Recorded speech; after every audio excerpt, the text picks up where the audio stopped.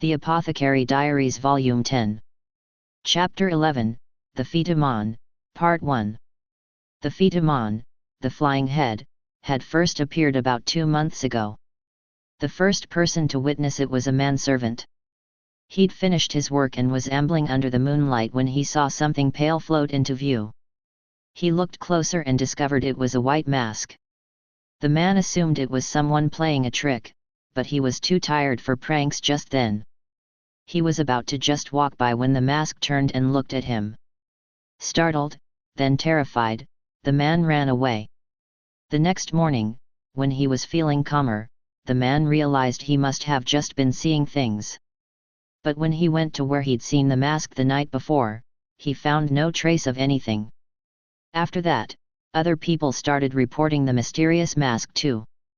Some said they'd turned toward a strange noise to find the mask grinning at them, others, that it had been floating through the air. Finally, more recently, stories started circulating of a woman's disembodied head flying through the mansion, which inspired some to say that it must be a Fitamon. "So you saw it too, little lady?" Lihaku asked around a mouthful of kanji. Mao Mao was at the medical office eating with the others, and over breakfast she'd told them what she had seen the night before. "Huh? What were you doing wandering around the house in the middle of the night, Niang Niang? Leave it to Tianyu to spoil a perfectly good conversation." His meal consisted entirely of some juice. It seemed he was not a morning person. "Yes. Who knows what might be lurking out there at night? If you can't sleep, you should at least stay in your room," said the quack doctor, who'd prepared himself a hearty breakfast of congee, goat's milk, and fried bread. "Sorry. It was sort of, spur of the moment. Miss Chao invited me." Mao Mao's apology didn't sound especially apologetic. She was still tired from traveling, and on top of that she'd gotten back late from her evening excursion and then witnessed this flying head. In the end she'd hardly gotten any sleep at all. She didn't have much appetite and would have been happy with a breakfast of juice just like Tianyu, but the quack insisted she have at least a little congee, so she was trying to force some down. What was he, her mother? "By the way, Master Lihaku, what do you mean, me too?" "Oh, someone came to me asking about the Fitamon." "Eek. No one mentioned it to me." The quack quaked. If he'd still had his mustache, it would have been quivering like a loach's whiskers. "I thought it might be best not to tell you. Ghosts aren't your favorite topic, right?" Lihaku said. He knew the quack well. "Who was it who asked you about it?" Now Mao Mao was curious. The whole thing had happened so late the night before that she'd resolved to worry about it the next day and had quickly said her goodbyes to Chou. "One of the servant kids. I gave em some candy and now we're friends. He makes them sound like a dog or a cat." Lihaku's repeated visits to the verdigris house had taught him how to get on kids' good side. If the apprentices don't like him, they'll never take his messages to Pyrin, after all. Why bother demonstrating his new talent all the way out here in the western capital? That's what Mao Mao wanted to know. Maybe hanging around with the quack just left him with that much time to kill. "I'm not saying I believe in spirits or whatever," Lihaku added. "When I asked if you'd seen it, I didn't mean. Well, I know you never take that sort of thing seriously. Now that I have seen it, I'm keen to pin down what it really is." "I'd be happy to help," Lihaku said. "I'm off for today, though. If anything happens, wake me up." He cleaned his bowl and went to his room on the first floor to sleep. Even men of seemingly endless endurance had to get their rest. Getting a good sleep after a night on watch was part of Lihaku's job. A relief guard stood outside the medical office. As Lihaku was leaving, a small child came up to the room. "Where's Mr. Soldier?" she asked, looking around, her face bloodless. Apparently the military man standing guard at the door didn't count. Mao Mao quickly realized what she meant. "If you're looking for Master Lihaku, he's off duty," she said. This girl must be the servant Lihaku had mentioned. She looked to be about 10 years old. Oh, the girl looked disappointed and refused to meet Mao Mao's eyes. Mao Mao glanced at Tianyu and the quack. Would you like me to call for him? She asked. You'd bother an off-duty soldier. Tianyu burst out. He was annoying, but right. It wouldn't be pretty if their guard was sleep-deprived when something happened, but Li Haku had told them to wake him up if there was any need. Li Haku was awake, and must have heard the noisy conversation, because he came right out of his room. Hey there, he said. Mr. Soldier. The girl went right over to him. We saw it again. Oh, you did? What did you see? A head. A woman's head. Somehow, everything kept coming back to this ghost story. Where did you see it? Li Haku asked. Outside. The groundskeeper, he could barely stand up, he was so scared. All right, I hear you. Where's the groundskeeper now? He's out working in the garden. But he's white as a sheet. Good to know. Here's some candy for you. Yippee. The girl skipped out of the medical office. Mao Mao looked at Li Haku. May I ask you something, Master Li Haku? Yeah? What's that? You're not doing this out of personal curiosity, are you? This is an official investigation. I knew you were a sharp one. Li Haku didn't make any effort to hide it. He believed there was a chance this flying head was really someone who might mean harm. If he was investigating, moreover, it was presumably on someone else's orders.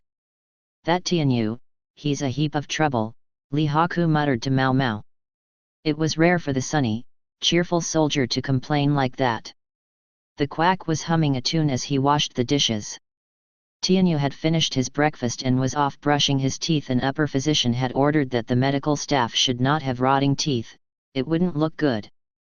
That physician being, not incidentally, Dr. Liu. Sounds like Li Haku and Tianyu don't get along. Mao Mao had sort of suspected as much. The two of you don't click, she asked. I guess. Tianyu and we're just cut from different cloth, maybe. It's not like we're going to get into a fight, but I'm not sure how to talk to him. You know what I mean. Mao Mao did, indeed, know what he meant. Usually one could solve those problems by keeping one's distance from the person in question, but that wasn't an option here. You're saying it wouldn't normally be a problem, but we're in such close quarters here that it makes things hard. And it might not be so bad if this was someone with whom you could settle things with a fight, but Tianyu is obviously not that kind of person. Am I right? I knew you were a sharp one. It's not that I can't handle him, but I don't know what's at his core. It's like I can see the branches, but not the trunk. Li Haku seemed to have Tianyu pinned down by sheer instinct. Whereas you, young lady, there's a logic to how you behave. Whatever you do, you can bet there's either poison or drugs at the bottom of it. You could at least say drugs or poison, please, Mao Mao replied. As far as Tianyu is concerned, you're right that his personality has a few wrinkles, but I don't think it's anything to be too concerned about. He had managed to become a physician, after all, and short-handed or not, they would never have brought him to the Western capital if they hadn't thoroughly investigated his background. Sure, I understand. Sorry. I'm a soldier, I guess I'm always thinking in terms of battle. Battle?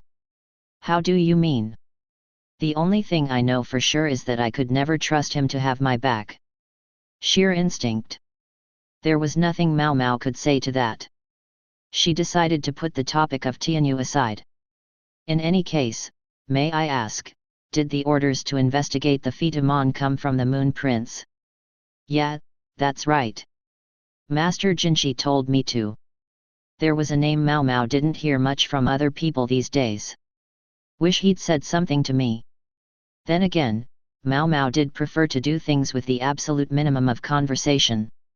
Sorry, should I have told you? I know you. If something gets your interest, you work on it so hard you forget to eat or sleep. And my orders include not letting you run yourself into the ground. Mao Mao had thought she was keeping her monologue internal, but apparently the words had come out of her mouth, and now Li Haku was apologizing on Jinchi's behalf. Not let me run myself into the ground, huh? In that case, she could wish that he wouldn't summon her to his room. For someone who never stopped piling fresh demands on her, Jinchi sometimes tried to be considerate in the strangest ways.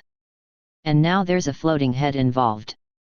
He was always coming to her with problems that seemed right out of a ghost story. It's strange, though, Li Haku said. What's strange? Mao Mao asked. Other than the flying head, I mean. That's exactly it. When I first heard the story, people talked about a floating mask. But over the last 20 days or so, a lot of people seem to be reporting a flying head. Interesting point. What I saw looked more like a mask than a head. She'd only glimpsed it, so she couldn't be sure, but that was her initial impression. This is that thing we were talking about at breakfast. Hard to ignore, huh? Mao Mao spun at the voice behind them. It was Tianyu, back from brushing his teeth. He was grinning. Li Haku didn't look very surprised. He seemed to have guessed Tianyu was there. Eavesdropping is bad manners, you know, he said. Eavesdropping? Me? No, no. I was just curious how long the two of you would keep chattering together. An unmarried man and woman. Believe us, it's nothing like that. Mao Mao and Li Haku replied in unison. Believe me, I don't think it is. How much had Tianyu heard? So, that flying head. Some story, huh? What day I say? Wanna let me in on it? Absolutely not, Mao Mao shot back. Tianyu's face fell. Ah, why not? Because you'll tell. I will not. Because you'll get bored in the middle of it and give up. That I might do. Li Haku stayed quiet, letting Mao Mao handle Tianyu. He really didn't like dealing with the guy. I can be useful. Tianyu said. If you don't think I can be, or if you think I'm a risk or whatever, it's just because you don't know how to use me. Do you also refuse to use scissors because you could cut yourself with them? Mao Mao looked at Li Haku. He looked back as if to say it was up to her. After a long moment, Mao Mao said, just don't get in our way. Yet. There was the faintest gleam in Tianyu's eyes. Mao Mao and Tianyu started by going out into the courtyard where Mao Mao had seen the Fitamon the night before. So. What happens now? Tianyu asked, although he sounded like he didn't much care. What happens now is you show us just how useful you can be, Mr. Scissors, Mao Mao said, looking around the courtyard. She'd told Li Haku to get some sleep since he'd been on duty the previous night, but had convinced him to leave his map of the mansion with her. Meanwhile, they'd told the quack they were just going to run a little errand, so their investigation had to be quick. You have to tell Scissors which paper you want them to cut. Although you can stab any old thing from behind with them. Mao Mao didn't respond to that. It sounded like Tianyu was miffed that she and Li Haku didn't trust him. He is who he is, though. His commitment to ethics seemed, well, less than enthusiastic. How about we start by looking around all the areas the spirit is supposed to have appeared? Mao Mao suggested. Yeah, sure. The courtyard was where the mysterious mask was most often sighted. Most of the reports place it by that tree or on top of that building, Mao Mao said, looking at her blueprints. For an annex, this place was pretty big. Oh. Tianyu said, looking from the tree to the building and back. This was the same tree Chahu had been dangling from last night. There were still a bunch of leaves under it, suggesting the groundskeeper hadn't cleaned up yet. Anything catch your eye? Mao Mao asked. Nah. What about you, Niang Niang? That was what he always called her. She'd given up trying to correct him, but these days even the other doctors were starting to do it. It was very frustrating. A couple of things. First she looked at the tree. This tree isn't quite like the others I've seen growing in the western capital. It's bigger and taller. Yet? So what? Doesn't it make you curious? Different kinds of plants means different possible medicines you can make from them. We need to get a little closer to be certain what we're dealing with, though. Okay. And that has what to do with why we're here. That Tianyu, if he wasn't specifically interested in something, you couldn't get him to lift a finger for it. He was no fun, Mao Mao concluded, giving him a sour look. What's the other thing? Tianyu asked. The other thing is that the Fitamon reported inside the house seems to take the form of either a mask or a face. Outside, however, people claim to see a head. I'm sorry, how are a head and a face different? What did you see, anyway, Niang Niang? A mask, I'd say. I spotted it just as it disappeared around the corner of that hallway toward this courtyard. She pointed to the place. A mask. So it didn't look like a head to you? No, definitely a mask or a face. But some of the reports describe it as a head. The discrepancy nettled Mao Mao. A head is basically the three-dimensional version of a mask, right? Tianyu said. He was clever, and he'd immediately put his finger on something key. I'm not completely sure we can put it that way, but I couldn't help wondering. I was thinking I'd investigate that tree. Go right ahead. Need anything from me? The dull scissors had finally decided to sharpen up. If you'd be so kind, then. Mao Mao took a handkerchief from the folds of her robe and wrapped it around a rock she found on the ground. Toss this into the branches for me. Yeah, sure. You make it sound so easy. Despite his grumbling, Tianyu tossed the rock beautifully, catching the cloth on a branch. It wasn't exactly proper etiquette for a court lady to be climbing a tree. A handkerchief that had been blown away would provide a convenient excuse. Mao Mao trotted up to the trunk of the tree. The plant was a broad-leaved thing almost 6 meters tall. Osmanthus, she observed. A tree that produced a profusion of small, strong-smelling blossoms that could be used for making osmanthus wine or floral tea. Mao Mao grabbed onto the trunk and had just gotten off the ground when she exclaimed, "Yuck!" Her hand was covered in half-dried bird doo-doo. The stuff was all over the tree. "Gross," Tianyu offered. "Keep it to yourself, please," said Mao Mao.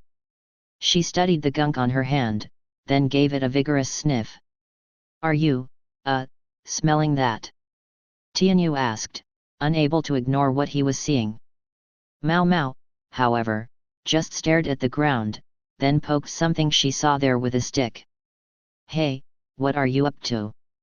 Tianyu asked, more confused than ever. Mao Mao picked up 2 small twigs and held them like chopsticks. "Huh? You're picking it up?" "You're picking something out of poop, using chopsticks." He backed up a step, giving her a profoundly suspicious look. Mao Mao wasn't exactly thrilled to be doing this, but there was a lot you could learn from animal dung.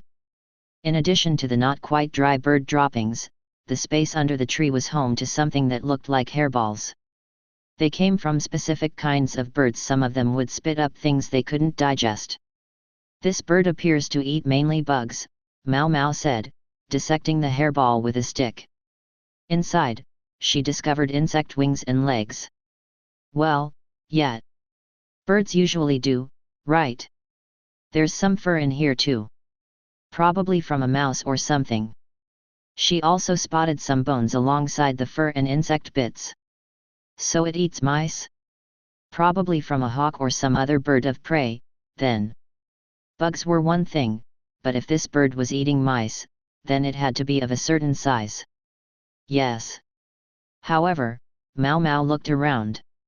The wealth of water and greenery in this house attracted a fair number of birds, but she didn't see anything that looked big enough to eat mice, at least not at the moment.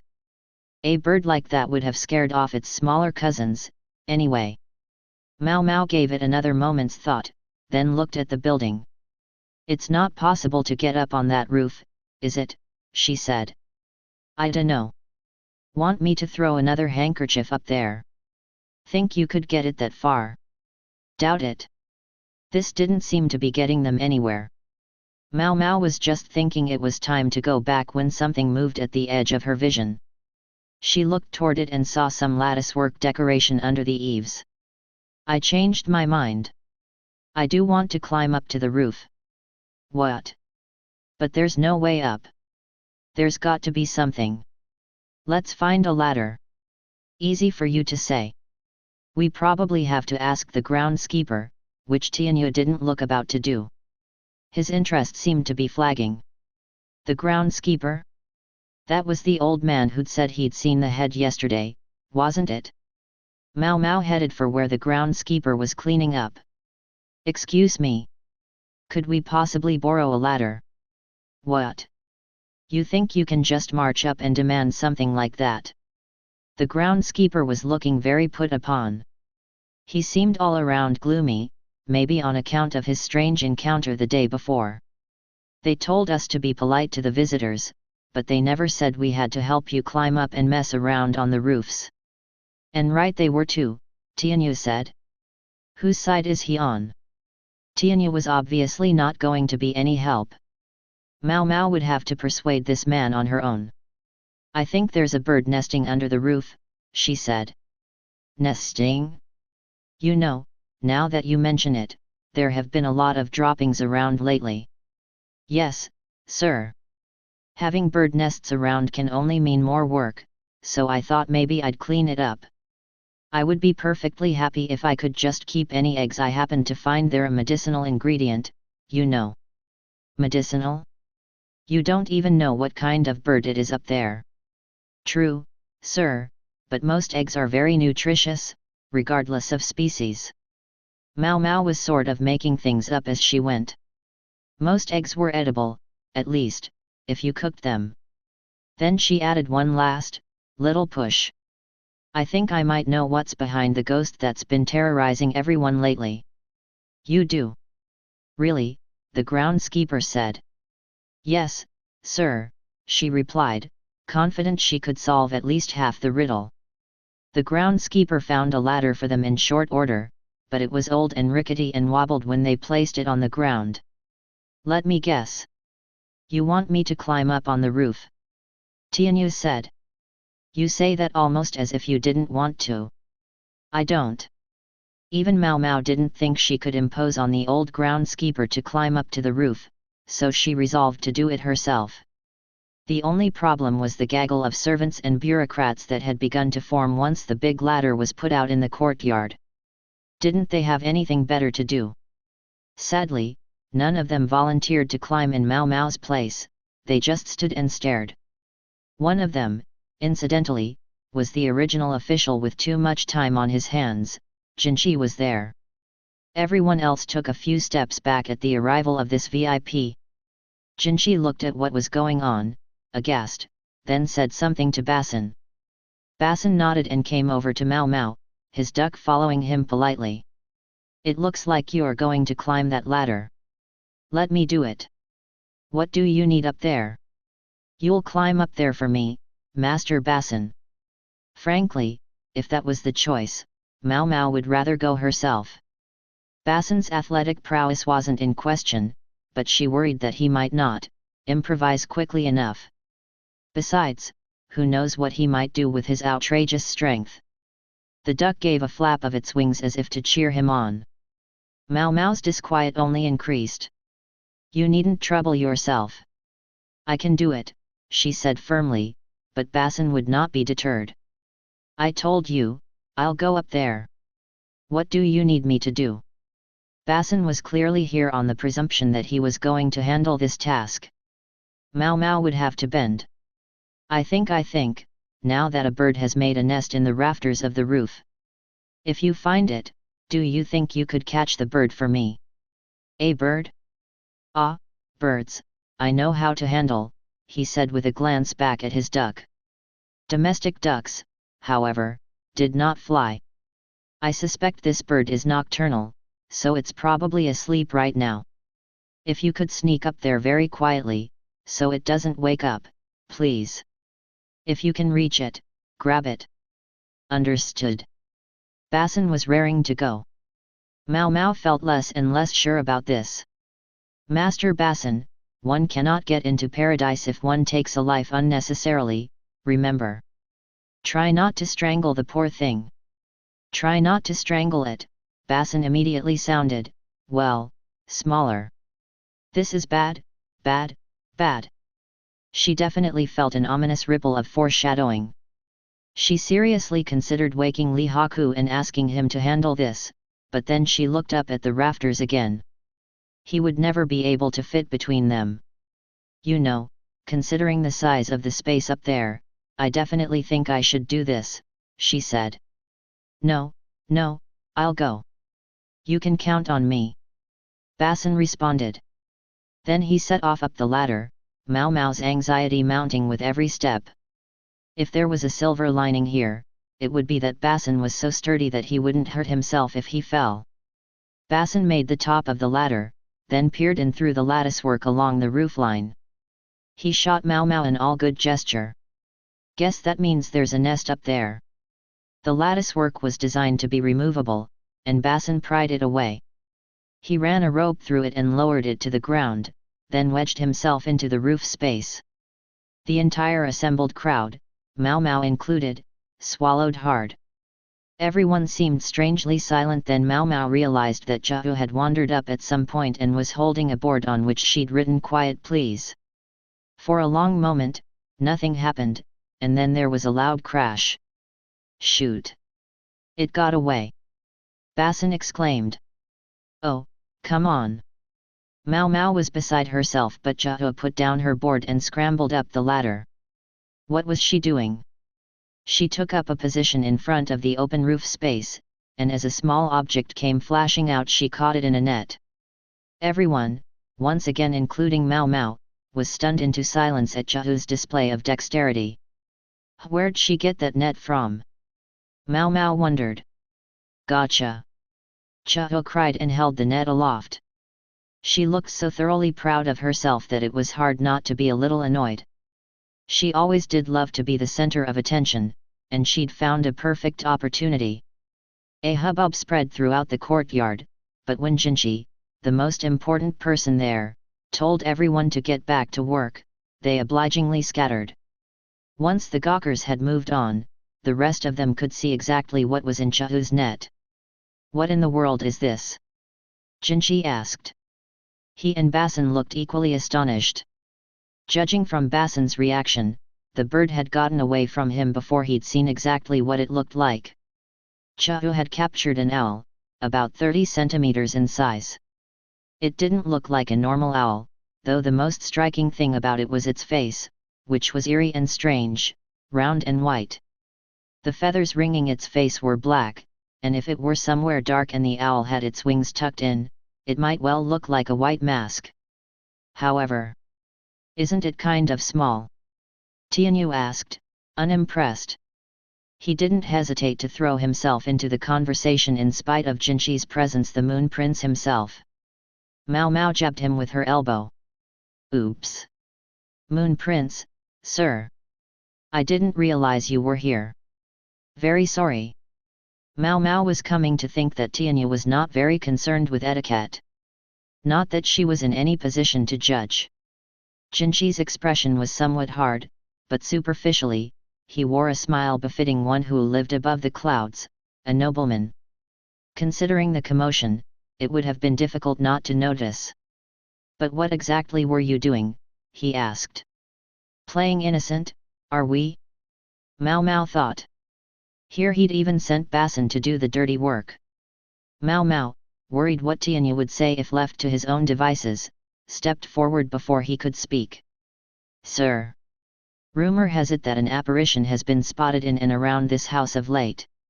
The soldier attached to the physicians told me that he'd heard about it from a servant, and he's been investigating it on his patrols of the mansion.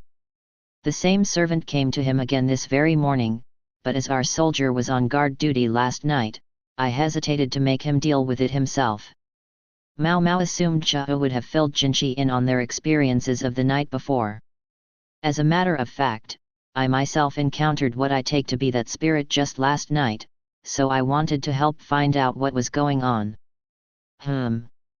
And what about this physician with you? Presumably he has medical duties to attend to. Jinchi looked at Tianyu coldly. Damn. She knew it hadn't been a good idea to let Tianyu get involved. She glowered at him. He, however, stepped forward with an innocent look. My humble apologies, he said as elaborately as possible. I begged her to let me accompany her. Mao Mao here is far more accomplished in the mixing of medicines than my inadequate self, and has been graciously teaching me a great deal. When she said that she wished to examine the courtyard, I simply assumed she meant she was going to hunt for herbs and other ingredients, and followed along. Why, you little... He was acting exceptionally polite and wasn't even getting her name wrong. Mao Mao thought Jinchi's eyes glinted even more brightly. Ho, I see. I think I understand what's going on here. You believe this bird is the alleged spirit? Yes, sir. Anyway, that's half the answer. Mao Mao looked at the owl. This place is too public, Jinchi said. Perhaps I could ask you a few more questions somewhere else. Certainly, sir, Mao Mao said, and off they went. Chapter 12, The Fitamon, Part 2. Jinchi studied the animal in the cage. I've never seen a bird with a face quite like this before. I never imagined. They had moved to Jinchi's chambers, where he sat in the place of honor, with Suiren, Tao Mei, and Chao around him, as well as Basin for his bodyguard. Mao Mao suspected Basin's older brother Barrio was nearby as well, but she didn't expect to actually see him at any point. Gao Shun was absent, whether he was off duty or on some other errand, she didn't know. For some reason, Tianyu was there too, smiling away. Pretend you have work or something and get out of here. Mao Mao thought at him, but if it seemed like something interesting was going on, Tianyu would make it his business to be a part of it. What made you think a bird like this might be the true identity of our Fitamon? Jinchi asked. Mao Mao closed her eyes. She would have to be careful not to give Tianyu any information that might tip him off. Sir. The first thing that struck me as odd was the word mask. People said they had seen it by the tree or on the roof of the building, so my first thought was to look near the tree. My encounter with the alleged spirit also took the form of a mask. Chao had noticed the tree as well. Mao Mao's investigation had turned up bird droppings and not those of a small bird, but rather a fairly large, carnivorous one. I've seen small birds flying through the house during the day, so it occurred to me that if there was a predator around, they might well be nocturnal. So that was when you realized there was a bird behind these apparitions. How did you prove it? Once I knew about this bird, sir, it was a fairly simple guess. I'd never seen one myself, but I had heard of birds with faces that look like masks. There was a picture of one in the Encyclopedia of Animals that I got at the apothecary's shop where I used to work. Although I admit I didn't pay it much mind the first time I saw it. She trusted Jinchi would know which encyclopedia she was referring to, one of the books brought out of the Shi clan fortress. It was in Jinchi's keeping at the moment. If he'd brought it to the western capital, he might be able to look at it. An encyclopedia? Jinchi said with a glance at Tao Mei. She brought out an armload of books, Chao helping to carry those she couldn't fit in her arms. The books included the Encyclopedia of Medicinal Herbs, along with those about insects and animals. Those were Shi clan books, but there were several others Mao Mao had never seen. Guess he didn't waste any time digging them out after yesterday. She was impressed by how quickly he worked. This is what we would call, appropriately enough, a masked owl, she said. No normal owl would give the impression of a flying mask, and this one has an unusual coloration. This owl boasted feathers so dark they were almost black. Usually, even birds with dark-colored bodies had white feathers on their bellies, but other than its face, this one was a uniform dark brown. It would be easy to miss it in the night. A masked owl?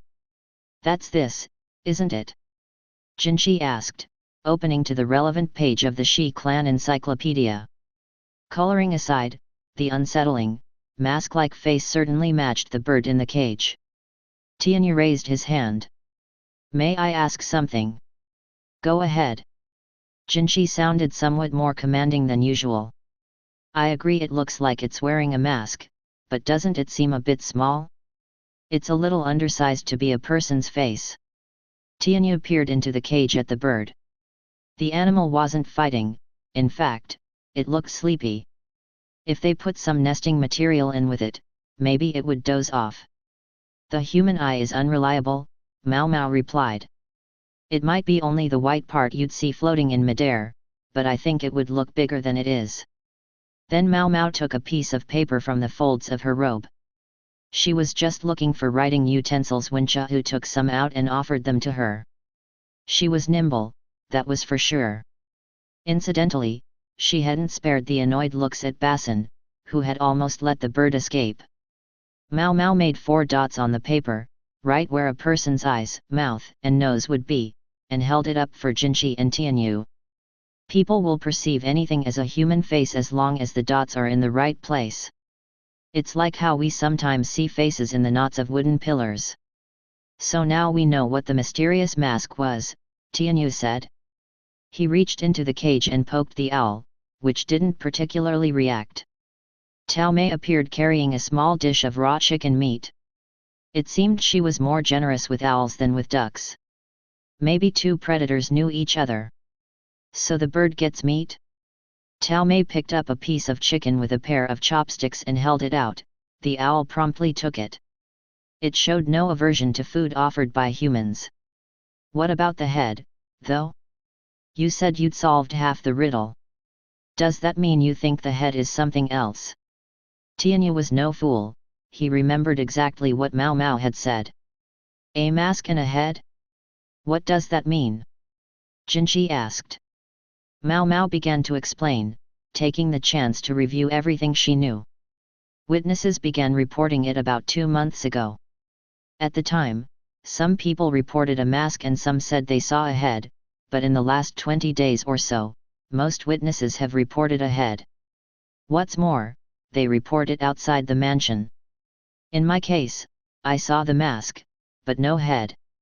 So you think the mask and the head are different things? If this bird accounts for the mask, then what's the head? Jinchi asked. About that, Mao Mao glanced at Chahu. Yes? Whatever do you need? Is there something you want from Miss Chahu? It's not you, is it, Miss Chahu? Mao Mao considered the timeline. The head had been witnessed starting about 20 days earlier, or in other words, right about the time Mao Mao and the others had arrived in the western capital. And there was one member of their party who seemed especially prone to doing unusual things. How could you, Miss Mao Mao? Hasn't Miss Chahu been with you the last several days? Mao Mao had to admit that was true. They'd been working in the fields together. It was just a hypothesis, she said. But I feel like this owl has given me a big piece of the puzzle. As the owl ate its chicken, she looked at its leg. There, she spotted a small, well-crafted metal ring. I don't think it will take us long at all to find out the truth about the head. We just have to set a little trap. She smiled at the owl with the unsettling face and gave it a pat on the head.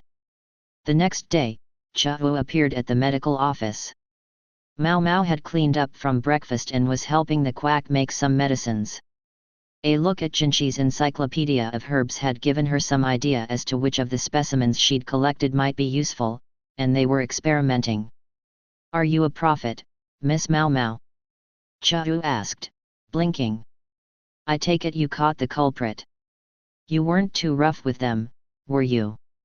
What in the world are you two talking about? I'm so confused, said the quack, who was in no way part of this conversation. It seemed like a lot of work to explain things to him, so Mao Mao decided to just have him keep working on the medicines. When he was done with that, she suspected he would make them tea. Chahu needed no invitation to make herself at home, she sat in a chair and waited for the quack to bring her some sweets. The conversation with Mao Mao almost seemed ancillary to her goal of treats. Don't worry. It was just like you said, Miss Mao Mao. We watched the owl's cage all night long, and when the bird suddenly started making a ruckus, we searched the premises. It was the strangest thing. We found a woman dressed all in black and wearing a bizarre mask. Chao related all this with great good cheer, while also grabbing a sip of the tea the quack doctor politely produced. The accompanying snacks were dried fruit, a very Western capitalesque treat. Really? Wow, who knew? Mao Mao said, a bit taken aback herself to find that her prediction had been so on the mark. So, was this the person who was keeping the owl? Bingo! Chao formed a large circle with both arms, a gesture of confirmation. Mao Mao thought about the owl they'd caught. It was pretty obvious it was a domestic bird. The way it had something on its leg, and wasn't worried about being in a cage or eating chicken that had already been cut up for it. I don't think this is an animal she was just keeping temporarily. She's had it a long time. Ho, ho. Plus, there's something that's been bothering me about the witness testimony.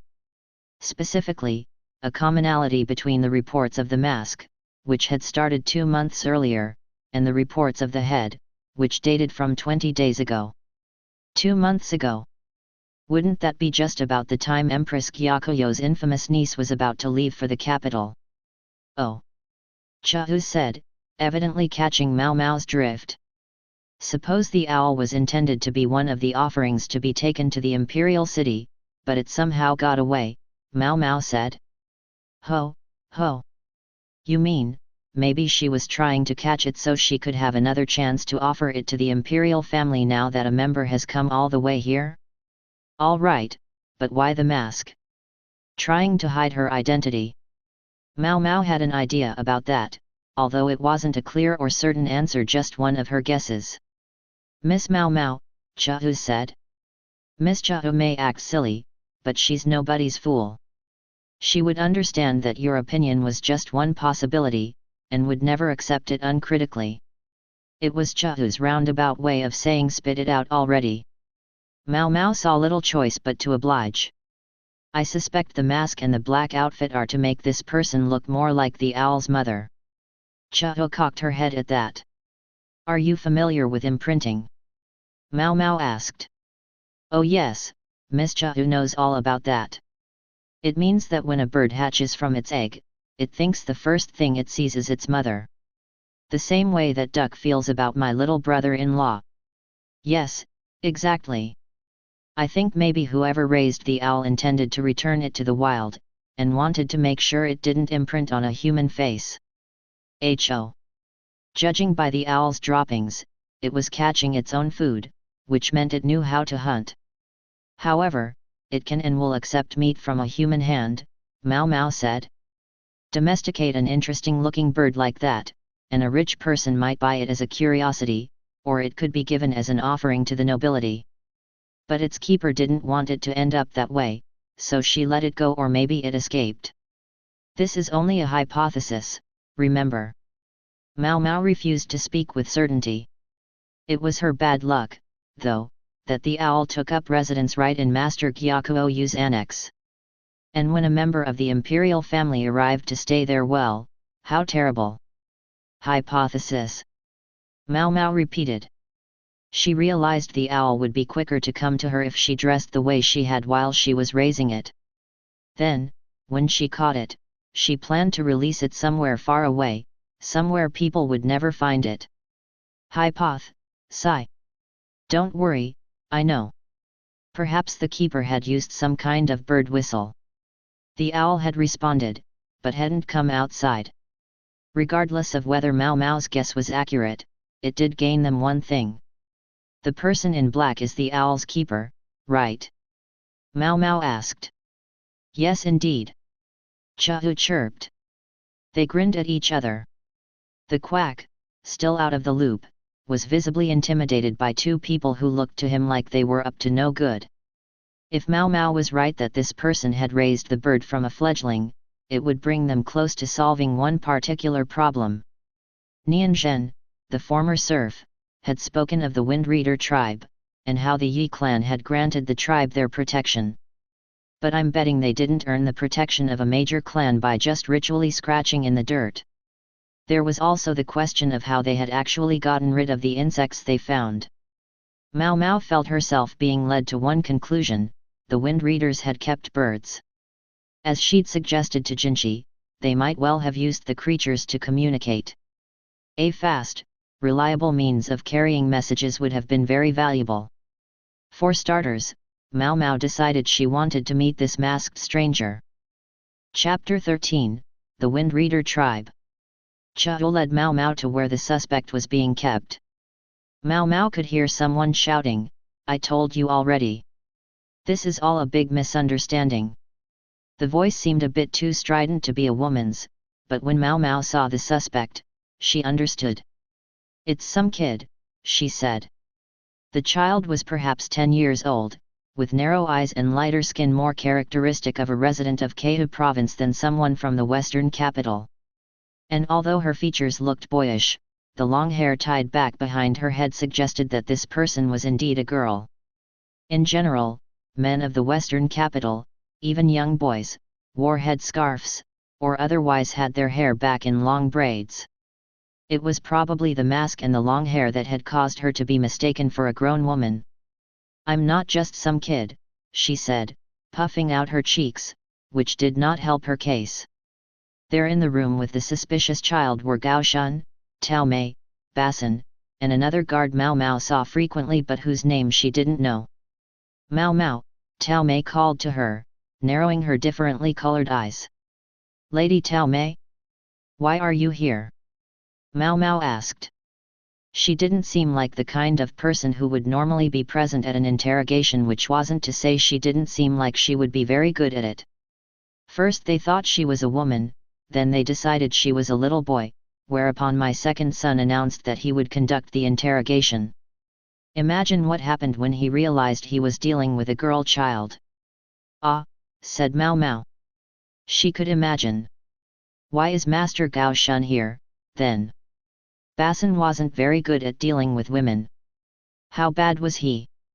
Bad enough that there were fears that he would never succeed in leaving children for posterity. "If you aren't concerned to be alone with Tao Mei and Basin, Xiao Mao, I can leave," Gao Shun said, although the furrow in his brow was deeper than usual. Mao Mao decided to roll with it. "Mother," Basin groaned. Here he was performing an interrogation under the watchful eye of his parents. Talk about overprotective. The girl was just a child. Was that still too much for Basin to handle? "He seems to cope with me and Miss Jahu all right." She could understand when it came to Jahu, she was something of a rare beast. Maybe Basin viewed Mao Mao as falling into the same category. It made her frown a little. "Isn't the questioning going well? Want Miss Jahu to handle things?" Jahu asked, approaching with a bright smile. "No, Miss Jahu, your help won't be necessary," said Tao Mei. "Ah. But I'm so good with kids." Jahu unspooled a string of flags from her sleeve. "I'm sorry, but if I may ask, how far has the questioning gotten?" Mao Mao said, breaking in between the daughter-in-law and the mother-in-law. The members of the Ma clan were all very characterful, and Mao Mao feared getting left behind if she didn't take the initiative to insert herself into the conversation. Basin's duck could be seen sticking her bill into the room to get a look at what was going on, but she didn't actually come in. She was scared of Tao Mei. "Pardon me. At the moment, this child, her name is Kolamu." "Kolamu. It's written like this," Tao Mei said, sketching the characters on the table. "I see, thank you," Mao Mao said. The name didn't sound much like something from the area of the imperial capital. If anything, it had the ring of something from Shao, or even farther west. Tell her I'm just a beautiful young lady whose only crime was trying to get back the bird I raised." Beautiful young lady? Everyone looked at Kolamu. Whatever else, she certainly had a high opinion of herself. At the moment, however, saying so only seemed likely to get them further off track. She maintains that the only thing she wants is her bird back and that she has no malicious intent of any kind, and she has informed us in no uncertain terms that as such, we should return the animal to her and let her go, Tao Mei explained. Quite a demanding little so-and-so, Chahu said. Mao Mao's thoughts exactly. Who cares? I raised that bird. Here, look at this. You can see it likes me. I'm not sure I can. The bird refused to look at Kolamu. Even at such close range, the creature appeared to be wearing a strange mask. I told you, I need this. Kolamu put on a mask to complement her black outfit. Finally, the owl turned in her direction. See? I raised it from an egg. And I was dressed like this the whole time. Meaning it would respond to anybody dressed like that. Not just you, Mao Mao observed. Kolamu's jaw practically hit the floor. No, it's true. You've got to believe me. How can you not trust such a sweet, innocent child? She looked like she might burst into tears. I even know its favorite food. But you are cute. It's chicken, Tao Mei said, taking a piece of meat in her chopsticks and holding it out to the owl, who hopped over and greedily pecked it up. Kolamu looked even more scandalized. It turns out you don't need black pajamas as long as you have food. Behind her mask, Kolamu let out what sounded like a choked sob. Basin, meanwhile, was just standing there, not saying a word. His mother was on top of things. In fact, he looked an awful lot like Gao Shun, who stood beside him obviously praying that nothing would happen. No. I raised it. It's mine. Kolamu insisted. And can you prove that to us? Mao Mao asked. I wish I could. Gosh, Miss Mao Mao, you're as ruthless with children as you are with everyone else, Chahu said, pure peanut gallery at this point, while Tao Mei held out more chicken. Chahu, it seemed, was being deferential toward her mother-in-law, despite the liberties she appeared to take with her father-in-law and brother-in-law. It's easy to be critical, but even children can start a proverbial fire. When you're sneaking around a powerful person's house, you're going to get in trouble for it, even if you're a kid, right? Mao Mao said. Fair enough. Chahu took the chicken and was about to pop it into her own mouth. Oh, Miss Chahu, raw chicken is dangerous. Cook it first if you're going to eat it. Oops. My mistake. Chahu might have been a gourmand with an iron stomach, but even she should probably steer clear of raw pork and chicken. I mean it. I raised it. I hatched the egg myself, Kolamu said. Is that so? And where did you get the egg? How did you hatch it? And how did the owl escape? Tell us that. Mao Mao asked. Kolamu took another great sniff, then started to talk. The egg, I got it from someone. This hunter who was friends with my dad. He said he didn't need it, but my dad didn't want to buy it. A hunter? Yeah. He was out hawking, and he found it in this nest, so he brought it back with him. He thought my dad could hatch it and raise it to sell to some rich guy. Ah. And this bird had been what emerged. How did you hatch the egg, then? Dad always keeps the room nice and warm. He uses plenty of fuel, and if it gets too hot, we open the window, and about 5 times a day he flips the eggs. I couldn't use any fuel, though, so I kept it tucked close to me. You know, like the way a mother bird might. It hatched after about 5 days. I'm sure she's right. Duck eggs are hatched the same way, Basin volunteered. He ought to know, he'd looked after those ducks for long enough. Mao Mao was only vaguely familiar with methods of hatching eggs, but it sounded about right. This time Basin turned to Mao Mao. Well? What do you think? I think it sounds plausible. Too detailed to be a story she concocted on the spot. Agreed. Interesting, to find out ducks and owls are hatched the same way. Interesting, but, unfortunately for Basin, irrelevant. Why was he so infatuated with ducks these days, anyway? Yes, it's all basically plausible. But something still nagged at her. So you raised this owl with the intention to sell it? No, I didn't. Thought not. Mao Mao plucked a handful of Kolamu's black outfit. You were hoping to return it to the wild, weren't you? After a second, Kolamu replied, yeah. I even taught it how to catch mice and bugs so it could hunt for itself. But then it was sold out from under you. Yeah. By my stupid dad. She clenched her fists. When he saw its unusual face and funny color, he waited until I was out somewhere and he sold it. He never even asked me. I didn't have a mate for it, so I was gonna let it go back to the woods. That was the whole point of this suffocating costume. Kolamu was obviously furious, but it was hardly an unusual story. In Li, the head of the household was generally entitled to do as he wished with the possessions of the women and children. I guess maybe it would be more surprising if you lived somewhere women were in a stronger position, Mao Mao thought. Daughters were commonly treated as tools to be used in political marriages, or as a way to gain a dowry. Selling a girl to the pleasure quarter was, in essence, much the same thing. I understand. Perhaps I could ask you a few questions while I get my thoughts in order? These questions are based entirely on my assumptions, so please correct me if I'm wrong. Okay. Kolamu sniffed and nodded. Your father isn't a falconer himself, but makes his money domesticating hawks and other unusual birds and selling them to wealthy people, is that right? Kolamu nodded. He hunts too. But pets sell for more. And whom did he sell the owl to? Was it the daughter of Master Gyakuo, the owner of this house? No. She's his adopted daughter. The Nightingale King doesn't have a real daughter that age.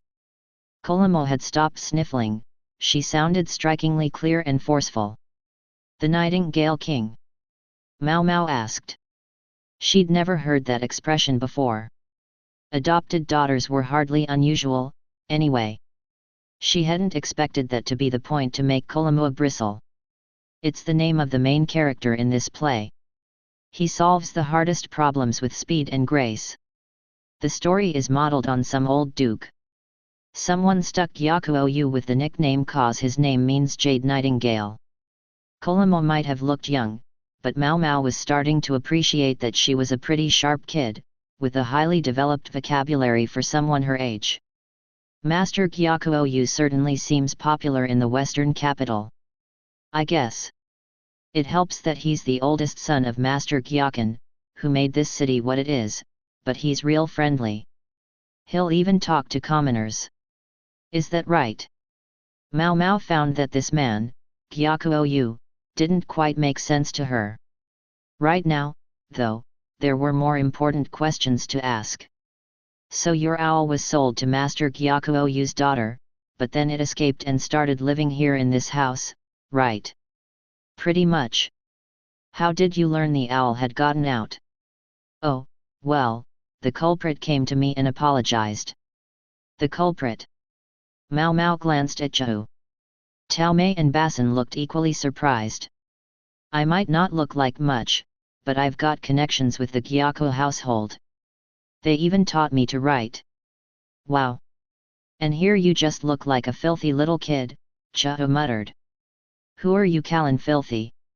I'm a gorgeous woman, just like I said. Kolamu snapped. Apparently she was over her crying fit. I'd be very interested if you could explain. If I may say so, you don't look like someone whose station would normally allow access to this mansion. Tao Mei had put it a different way, but she was essentially saying the same thing as Zhou. Gao Shun could only look pleadingly at his wife and daughter-in-law, silently begging them not to be quite so rude. I was real close with Gyakuo's mom, Master Gyakan's wife. She's a relative of my dad's. That's the way we got into selling birds to rich folk. I actually saw Gyakuo's daughter or whoever when we handed the bird over. I tried to ask her to give it back, but it was like she didn't know what to do. Guess she can't just give away something she got from my dad. So it was the daughter who let the bird go, Mao Mao suggested. She had to admit she didn't have the most favorable feelings toward the young woman, who had been sent to the imperial capital as part of a political ploy, but it wasn't the girl's fault. Indeed, she didn't seem like a bad person as such. Couldn't tell you. All I got was a message, it got away. Sorry. I knew what they meant was they wanted me to catch it. Like I said. Innocent. I don't know about that. You gave the residents of this house an awful fright, said Mau Mau. Grr, Kolamua growled, sounding like a wild dog. I think we've got the idea now, Miss Mau Mau, said Chu. Yes. As far as it goes. But that's not far enough for you, is it, Miss Mau Mau? There's something else you want to ask about. Chu was right. Mau Mau wasn't primarily interested in why Kolamua had been lurking around the mansion. All right. Maybe you can compensate us for the trouble you've caused by answering a few questions. Yes, I think that's a fine idea, said not Kolamua, but Tao Mei. Mau Mau kept one eye on Tao Mei as she said, your family raises birds. Do you ever use them as a means of communication? Not these days. I guess we used to, back in the day, and we know these people who raise pigeons. Mau Mau crossed her arms thoughtfully. Did you ever practice falconry, then? Yeah, we did. Dad just gave it up 'cause he thought he'd make more selling stuff to rich people. We used to hunt rabbits, even foxes sometimes. That's the whole reason he didn't want this egg. You need falcons or hawks to hunt big enough game to make it worth it. What's better to have around, right? A pet, or something that can hunt. Pets easier to raise, though. She was right, an owl would only be able to hunt mice, or small rabbits at best. In that case, could you train the birds you raised to hunt only specific animals? Kolamua frowned at that.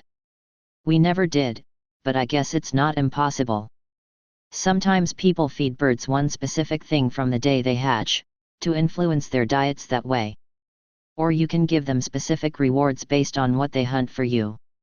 See, in falconry, when the bird brings a kill back, you trade it for food. They could learn what gets them their favorite treats, and then they might start looking more for those things. Yes, Kolamua was a sharp one, all right. Notwithstanding her shrill voice, she was far more grown up than her contemporary Joyu. That means maybe you could teach birds to target grasshoppers, Mau Mau mused. Grasshoppers? Basson said immediately. Whatever he thought was going on, it made him turn toward the duck, whose bill was still peeking through the crack in the door. Grasshoppers? Kolamua echoed. You'd need a bird that wasn't very big, like this guy. And they like meat better, so it'd be more practical to teach them to trade grasshoppers for food. I see. One more question, then, Mau Mau said. She took in a deep breath, then let the words out all at once. Are you a member of the Windreader tribe? That set Kolamua back on her heels for a moment. How do you know that name? Mau Mau clenched her fist. So you know about them. Kolamua, the self-proclaimed beautiful woman, crossed her arms and went, then she said, I'm not sure I'd go that far. I've heard my great-grandpa used to go by that name back when everyone was still living on the plains. My grandma mentioned it to me a few times, but I wouldn't say I know much about them. Would you tell us what you do know? I dunno. Kolamua was very pleased to discover she had something Mau Mau wanted. Can't tell you for free, she smirked. She wanted money. A predatory pair of eyes glinted behind her. Speaking of free, perhaps you'd prefer to be handed over to the authorities. Tao Mei was smiling. For some reason Basson, who wasn't even involved here, shrank back, and even the owl fluttered its wings and quivered. Gao Shun wore the impassive expression of a monk contemplating emptiness, while Chu appeared to be pretending to be a tree. Kolamua grimaced. No wonder even Gao Shun lived in awe of his wife. Mau Mau coughed pointedly. The negotiating is already over. You answer our questions, and we don't give you to the law. There's also the matter of certain future treatment. Yes, for example, we're still considering what will happen to this owl, Tao Mei said, picking up the theme. Fine, I get it. My grandma told me that way back in the old days, one of the nomadic tribes was attacked, and most of them were killed. She said the women were taken as brides and the kids were sold as slaves. That accorded with what Mao Mao had learned. But something bothered her. I heard the wind readers used birds. Would this mean that their method of hatching and raising those animals didn't die with them? Sorry, I don't think I put it quite the right way. The wind readers were wiped out. At least, that half of them were. That half. Mao Mao and the others stared at Kolomu, open-mouthed. Yeah, sure. The wind readers were always wandering the plains, doing some sort of ritual or whatever.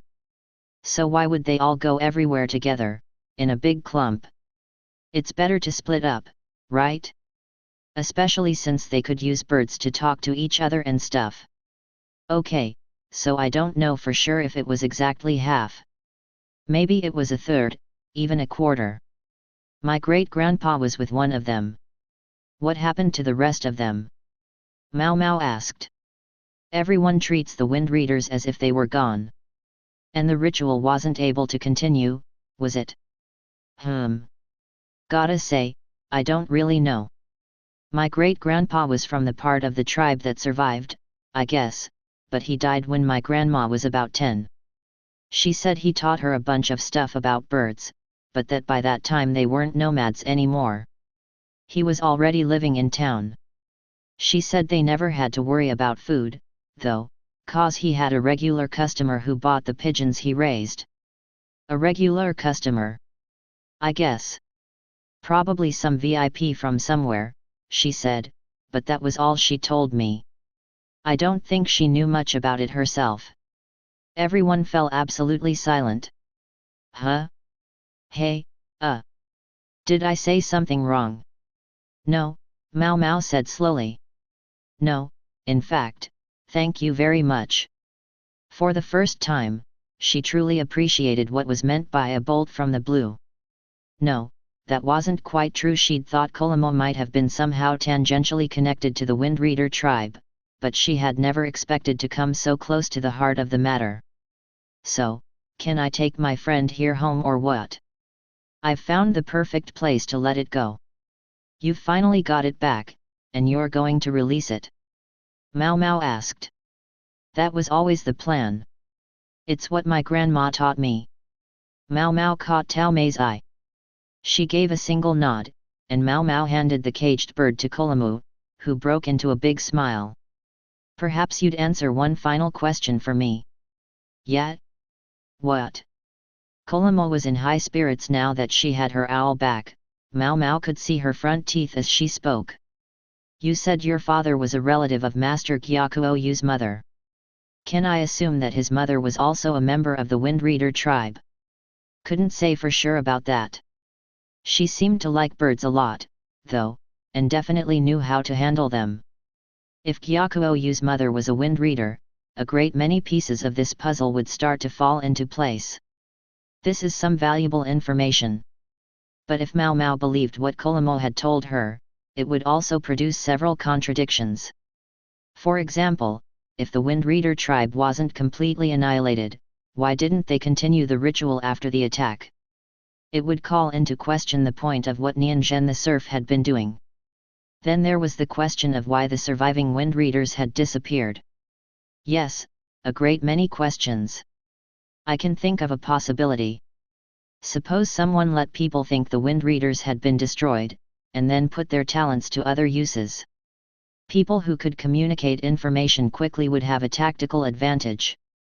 If you could corral a people who had been wiped out and keep them in one place, there would be any number of uses for them.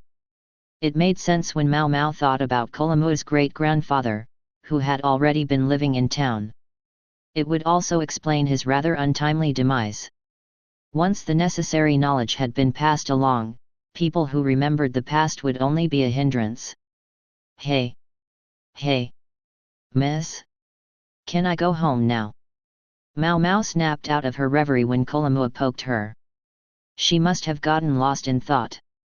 Sorry about that. Could you tell us how to contact you? I might be able to introduce you to a client who'd be very interested in your birds. Yikes. Why do you look so scary? Apparently Kolamua wasn't being taken in by Mao Mao's attempt at a smile. She was trying to look friendly, but instead her face conveyed, I'll be damned if I let this precious source of information slip through my fingers. Ho ho. Don't worry, we would never mistreat a child. Come, now, won't you introduce us to your daddy? Tao Mei asked, eyes bright. Kolamua twitched, then nodded.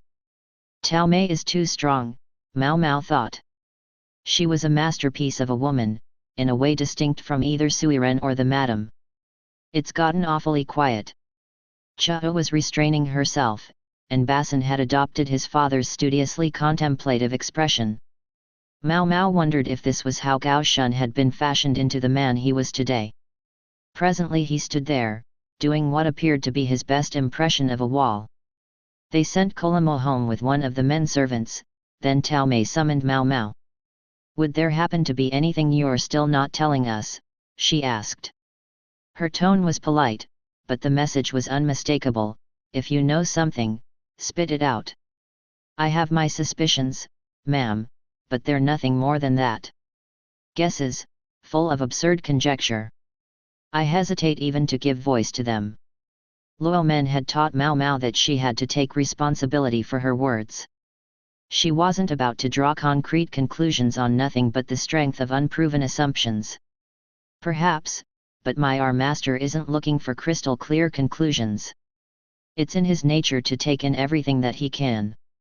Perhaps you could share your thoughts with us in order to help him consider how to prepare for what's going to happen. She turned those predators' eyes on Mao Mao. Out with it, they said. Very well, ma'am. She knew Tao Mei would take whatever she said to their master, Jinshi. Don't tell me. I think you should speak to him directly. I really don't think it would be a problem for us to simply talk here. She was confident Tao Mei wouldn't twist her words when telling Jinshi about them.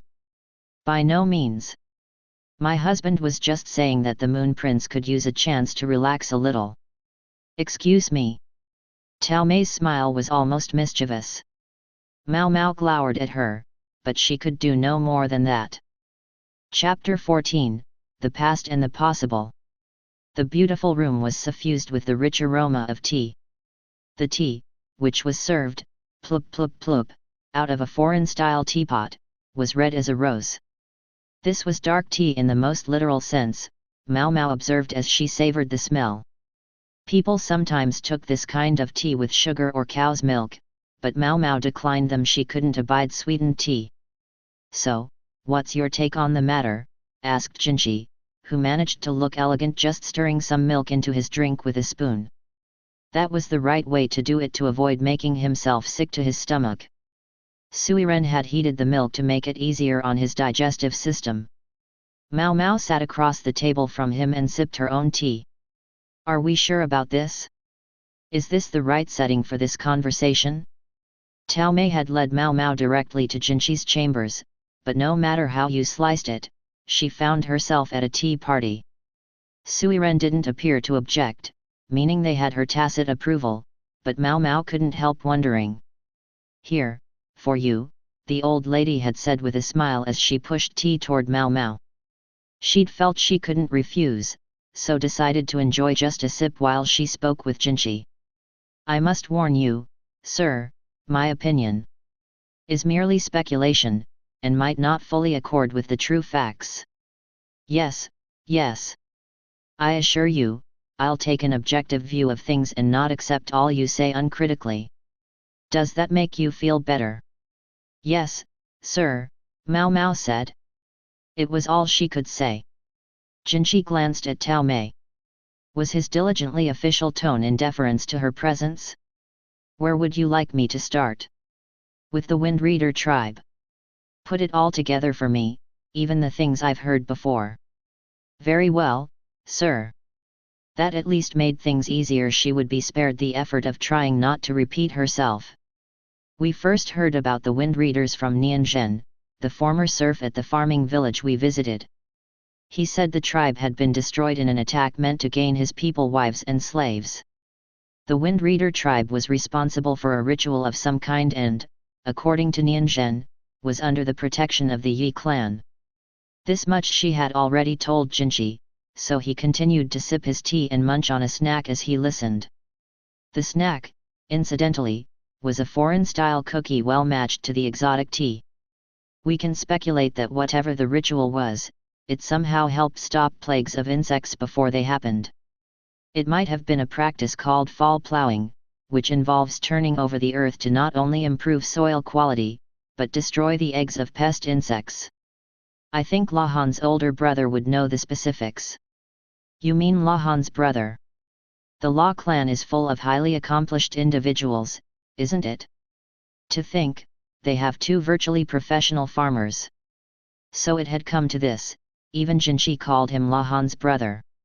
I get the impression Lahan's brother learned farming under Duras, though. With his distinctive diligent streak, she knew he must have dedicated himself to learning the ways of the soil.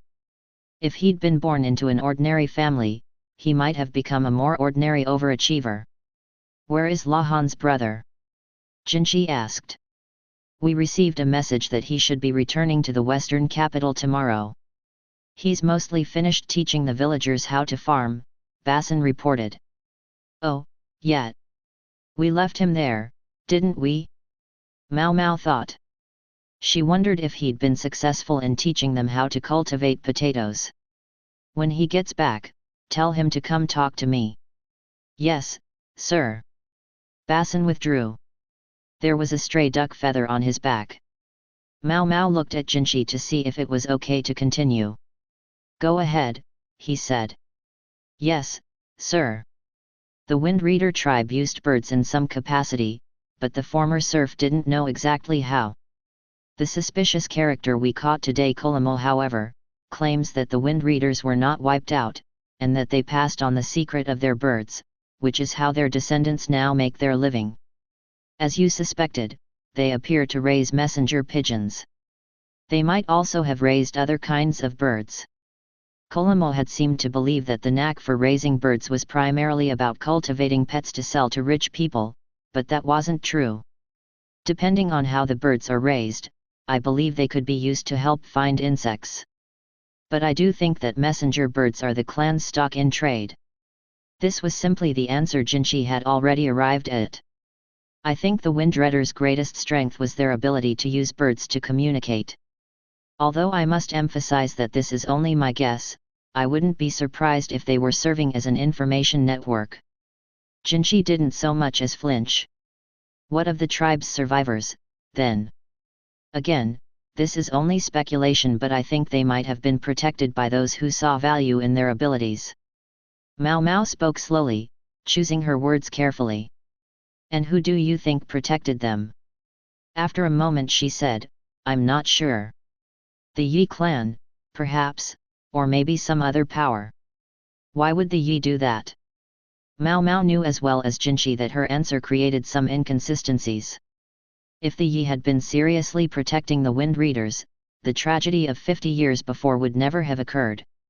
I make bold to refer to the former emperor's mother, the Empress Regnant, sir. You have my permission. It's because she destroyed the Yi clan.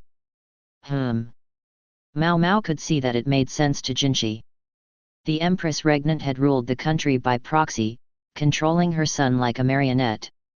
She seemed to have been a thoughtful and logical person. There had been obvious reasons for her to expand the rear palace and forbid logging in the forests. But when it came to the annihilation of the Yi clan, there was much that remained unclear. You're suggesting that the Yi clan tried to keep the wind readers to themselves, not letting the imperial family know about them, and when it transpired that they were in effect a private spy network, the clan was punished for it.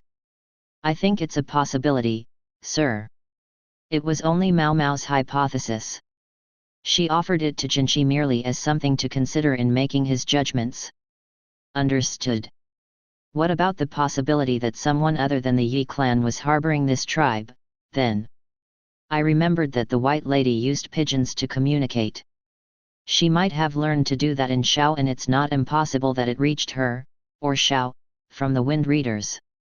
So the Wind Readers' art found a home in Xiao. Which leaves us with the question, did it get there before the tribe was destroyed, or after? Now, that wasn't a very nice question. In my view, it would have to have been before their destruction, Mao Mao said. So it was treachery. Yes, sir. They committed subterfuge. Mao Mao thought once more about the reason the Wind Readers had been destroyed.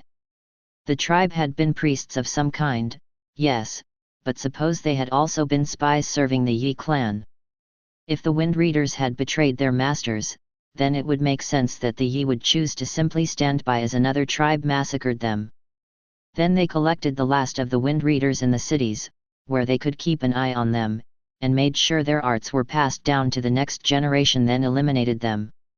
Kolamo's responses had put the idea in Mao Mao's head and she couldn't get it out again. It would be easy to justify moving the Wind Readers into town, the Yi simply wanted to protect them. When, in fact, they wanted to keep them close. Jinshi seemed to agree with her, he was nodding along and sipping his tea. Mao Mao took a drink herself, her throat was parched. So the Yi are involved, and Xiao. Is that all? Jinshi asked. No, there's one more group. Kolamo had said something else that had gotten Mao Mao's attention. Kolamo said something that implied that Master Gyakun's wife, Master Gyakuoyu's mother, was of Wind Reader origin herself. Jinshi didn't mince words. That's right. So he's already looked into it. Why even bother asking about her speculation, then? Behind Jinshi, Chahu held up 2 fingers and grinned. She must have been the one to get the info. It seems Sir Gyakun's wife played a substantial role in helping his business prosper. Information is as good as gold in business dealings, after all. For him to have amassed as many resources as he has over the course of these several decades, he must possess a power others don't. And now his grandchild stood next in line for the imperial throne. If Gyakun was a self-made man, he had made himself better than any other man in the nation. No one has a bad word to say about this wife of his. They all say she was intelligent and warm. That made sense, Kolamo had said she was kind as well. Funny, considering she had something of a shady son. That was about as far as Mao Mao needed to delve into this, in her own opinion, but there was one other thing she had to ask. May I bring up something slightly off the subject of the Wind Reader tribe? What is it? It's about the farming village we visited. Master Rikusen was there just before we were. Ah, that. Jinshi looked away from her for a moment, apparently thinking. I had Rikusen investigated as well. I know he went to inspect the local agriculture. Even though it seems to have been quite difficult for him, he's been very busy here in the western capital. The visit, though, was about confirming something we'd suspected since his days in the central region. All the way back then, sir. Yes. The reports from Isei province didn't show any major damage to the harvest last year, but it was hard to be sure without seeing for ourselves. So Rikusen found the problem on his desk.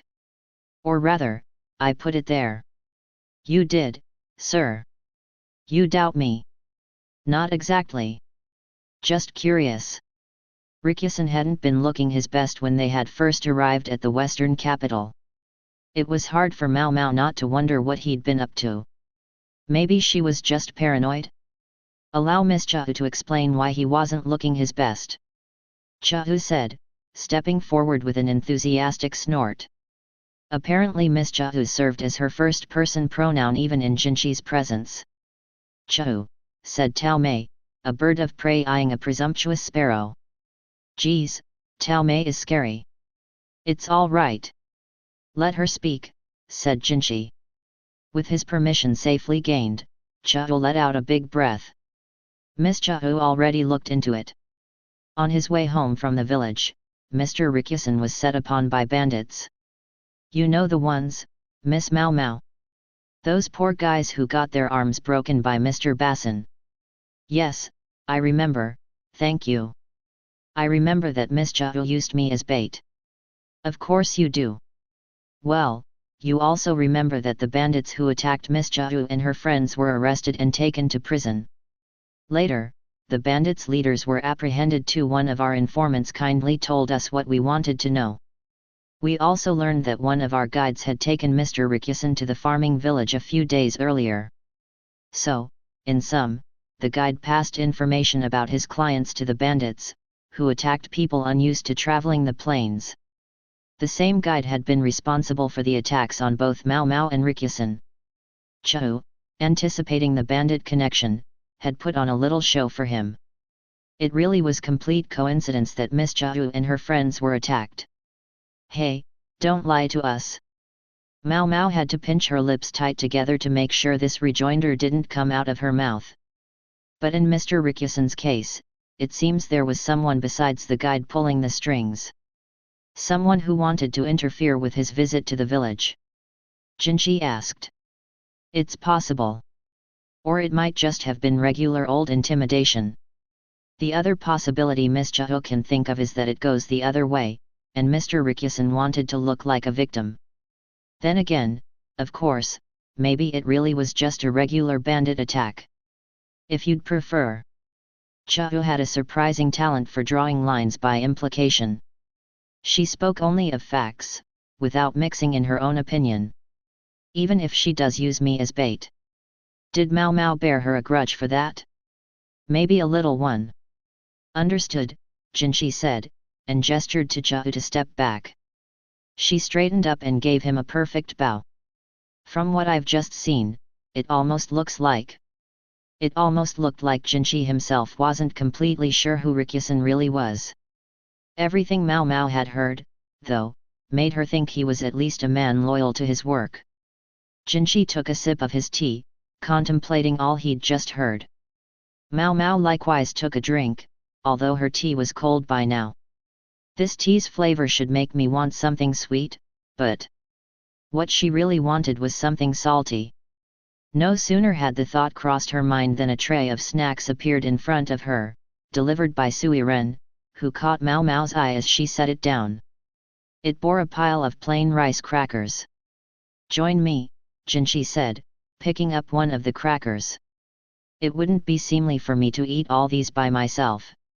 If you don't mind, then, Mao Mao said, one of the crackers practically already in her mouth. There was a noisy crunch as she bit into it. It didn't seem like particularly fine etiquette, but the salty cracker was so good. I'll be able to take some of these with me, right? She thought. Some cookies to take as souvenirs for the quack doctor would be nice too. But then there's Tianyu to worry about. She could throw the quack off the scent easily, but pulling the wool over Tianyu's eyes would be harder. Better make sure first. Moon Prince. May I ask you a question? Yes? What is it? Jinshi raised an eyebrow. She had used the name Moon Prince because Tao Mei and the others were there, but he didn't seem to like it much. What shall I do about my position when it comes to one of the new physicians, Tianyu? Unlike the Chu, the master physician, if I come here too often, it will be difficult to keep him from connecting the dots. That's a good point. Let's see, Jinshi said, but then he paused. It was Suiren who continued, with a smile. He's been informed that you've known the Moon Prince for some time, since you were training in etiquette in his chambers. Put your mind at ease. Training in etiquette. Yes. It's not untrue as such. I suppose not. The description, frankly, made Mao Mao feel a little ill. To train in etiquette by serving a man of elegance typically meant to prepare to be his wife. It's not untrue, Suiren reiterated, still smiling. Mao Mao took another bite of rice cracker, feeling not the least bit reassured by Suiren's explanation. Jinshi appeared to be thinking about something as he ate. Perhaps we should proceed faster, he mused. Inquiring about what he felt should be hastened seemed likely to invite a very long conversation, so Mao Mao decided not to ask. Chapter 15, The Short Straw. La Han's brother soon returned to the annex, just as Basin had reported he would. "Oh! That was not an easy trip," he said as he set down his tools outside the medical office. He had a lot of stuffed potatoes and farming implements and who knew what else, so he was using a storehouse behind the medical office. He'd arrived yesterday but had immediately collapsed into bed, and was only just now getting around to cleaning up his tools. "I'm sorry to hear that," Mao Mao said. Since there were no patients to speak of, she was there to greet him. For some reason, so was the quack. Maybe he had time on his hands. Tianyu was allegedly watching the office, but it was really just an excuse for an afternoon nap. La Han's brother was probably too ordinary to attract Tianyu's attention. "Yes, it must have been so hard for you. Look, you're positively tanned," said the quack, sounding like a solicitous uncle or something. He looked like at any moment he might decide to invite La Han's brother to snack time. "You're telling me there's damn near no rain, it's just beating sunshine all the time. At least it's not humid." La Han's brother leaned a hoe against the wall. "Ah, yes, of course. Would you like some nice, cold juice? We use water specially stored underground." "Oh, it's wonderful. Isn't that water, valuable?" Mao Mao wasn't sure the quack was supposed to be helping himself. Just like that, though, La Han's brother had been asked to tea. "I would love to," La Han's brother said, but then he stopped. Or more appropriately, froze. Mao Mao gave him a nudge, wondering what was wrong. From up close, she could see La Han's brother trembling. She followed his gaze to discover a gorgeous and most noble nobleman. "Ebe! Moon!" the quack yelped. Jinchi was standing there, smiling as if rose petals should be scattering behind him. "Would you, good sir, be the brother of La Han?" Even scarred jade was still jade. Jinchi approached La Han's brother, his lustrous hair rippling like silk. Yes. "Yes, I am," La Han's brother said, obviously struggling to respond. He didn't look like he was going to be answering any questions more complicated than that. "Oh yeah. I guess that is the normal reaction." Mao Mao had rather forgotten how inhumanly beautiful Jinchi was. He was possessed of a loveliness like that of a female immortal, the sort of thing that could capture the hearts of the serving women in the rear palace and make its eunuchs go weak at the knees. His very presence would naturally prove intoxicating to an ordinary person like La Han's brother.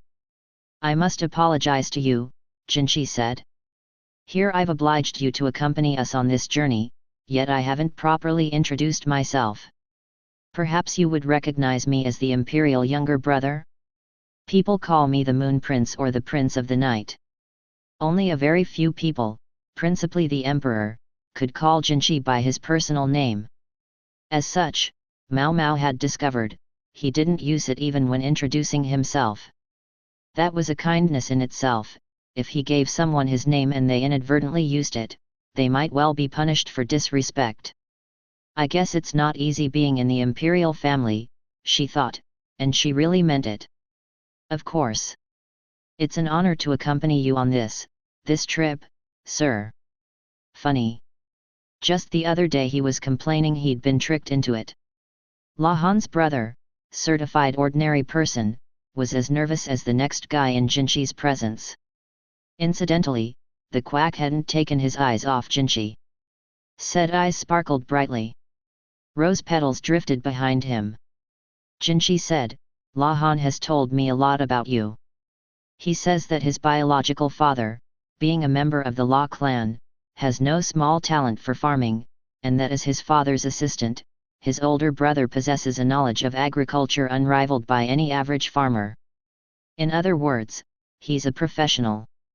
La Han's brother looked very, very conflicted, distinctly unhappy despite Jinchi's heaps of praise.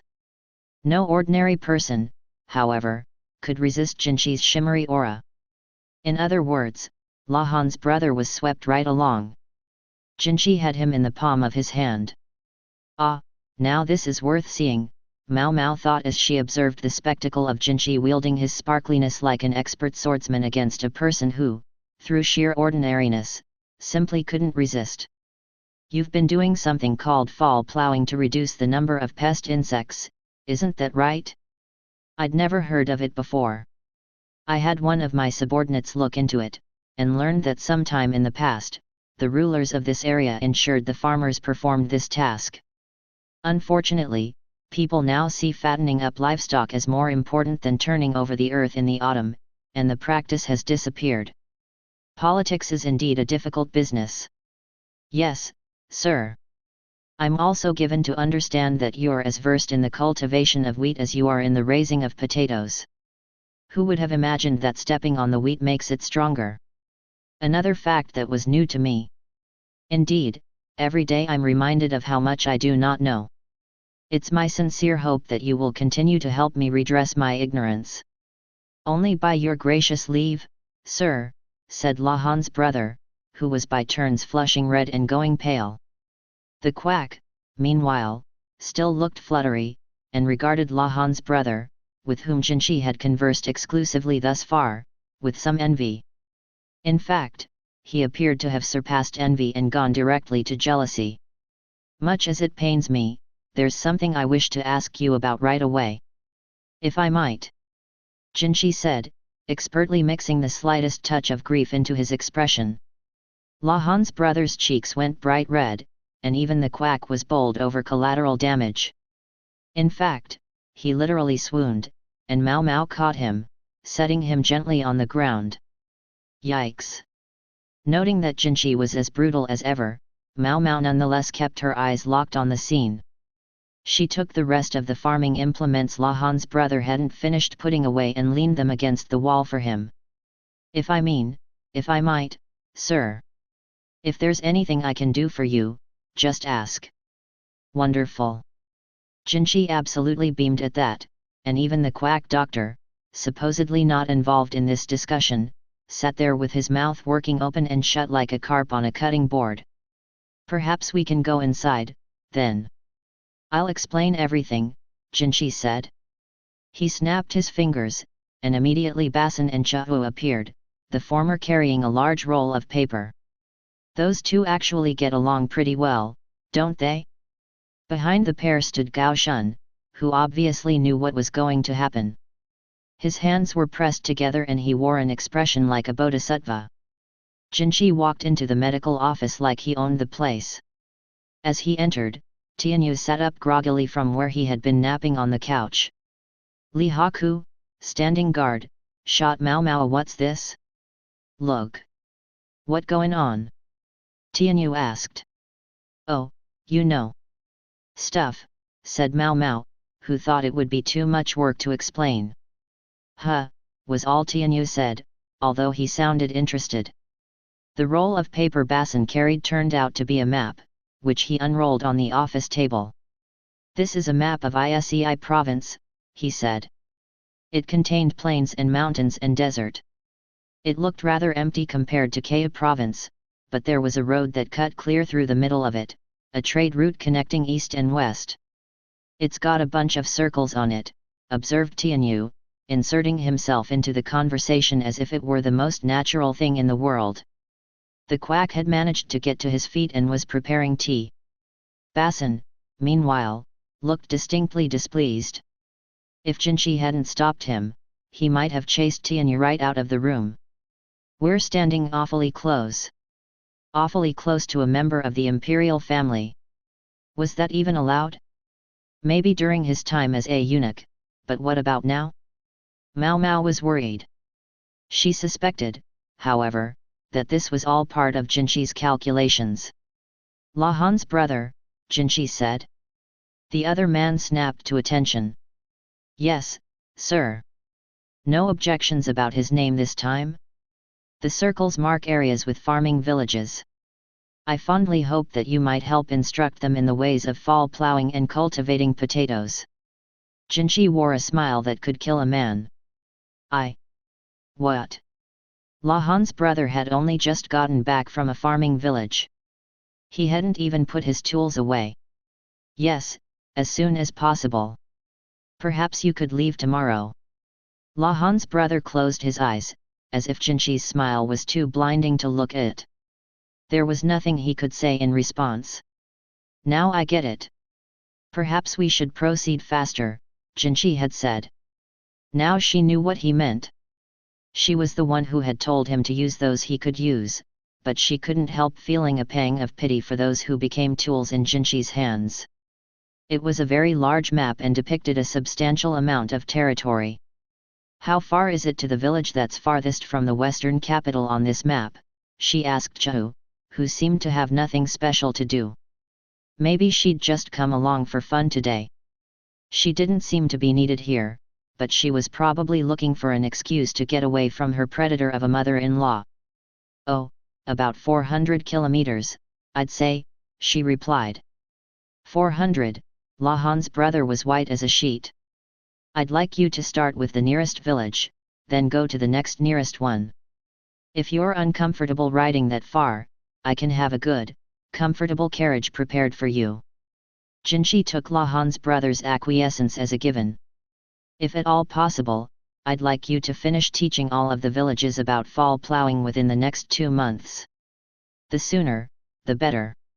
Potatoes can come after that, in good time. This was, in fact, less about agricultural practice and more about preventing insect plague. Since they couldn't know what would be most effective, they had to do everything they could, and Jinchi intended to use everything and everyone he could. Mao Mao felt bad for Lahan's brother, but he would just have to take this one for the team.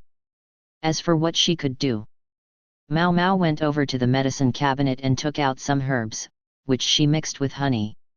She cut the mixture with water and put it in a glass drinking vessel, which she offered to Lahan's brother along with the quack's tea. For you, she said. What's this? A stamina drink.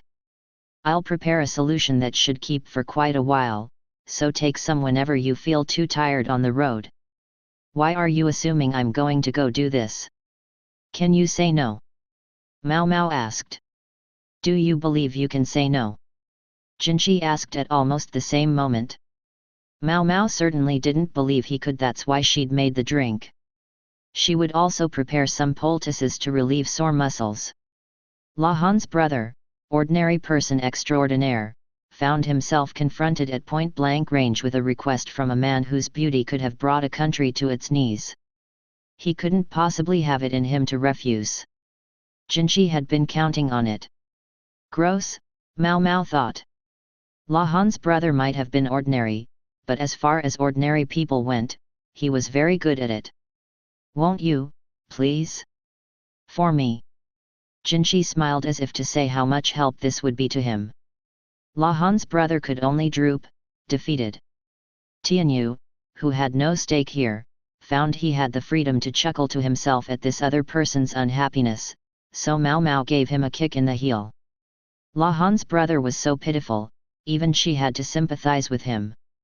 In politics, however, to lose the initiative was to lose all.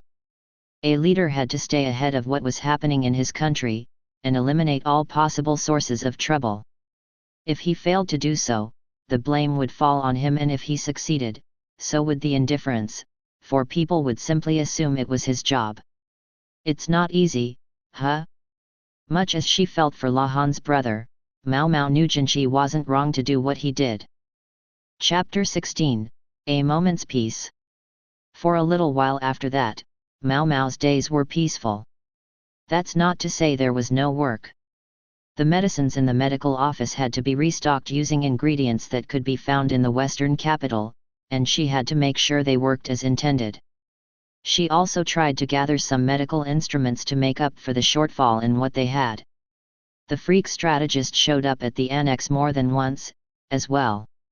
Mao Mao had been trying to avoid him and the trouble he would cause, but before she knew what was happening, the quack was showing him in and inviting him to tea. She could only put her head in her hands. About the only other notable event was that Bassan's duck started laying eggs. He got very upset at Mao Mao when she tried to eat one. He insisted that he would raise the chick, but as it was an unfertilized egg, no chick would be forthcoming. When Mao Mao told him as much, shades of her lectures at the rear palace, he'd gone bright red. And this was a full-grown adult male? Oof. She'd had a bit of a fright when she spotted Gao Shun and Tao Mei walking arm in arm in the courtyard.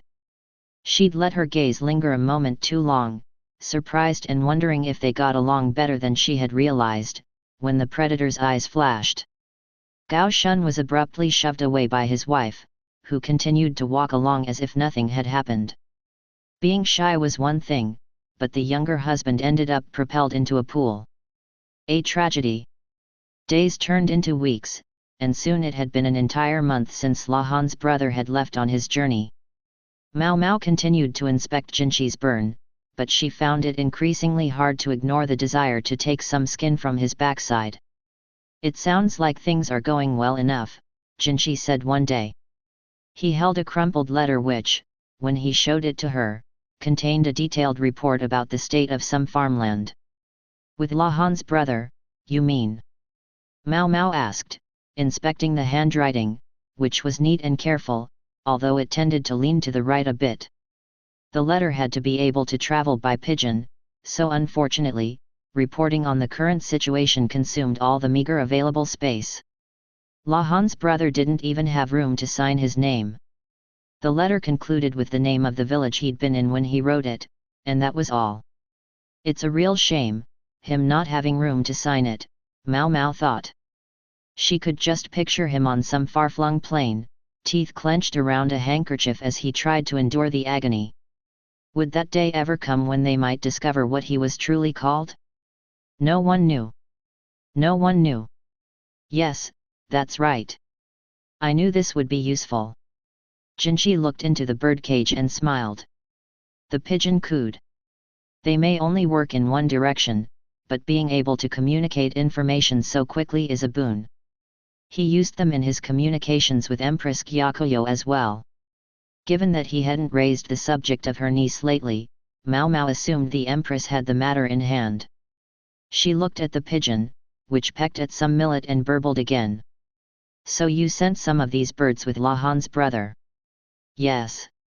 I was able to borrow several through that girl Kolamu, was that her name?" "How many did you send with him?" Mao Mao asked offhandedly. 3. He seemed capable enough of taking care of them. We can supply him with more by sending a fast rider to his last location. Jinqi opened a map of Isei province. Suiren appeared and drew circles around the villages from which letters had been received. Lahan's brother's really been hard at work, Mao Mao thought.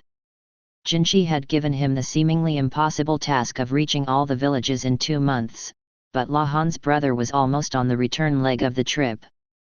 That guy sure knows how to get a job done. He also, she suspected, didn't realize that it was precisely his ability to get a job done that caused people to foist so many on him. If he were clever, he'd have dialed it back by 20% or so, instead of going all out every single time.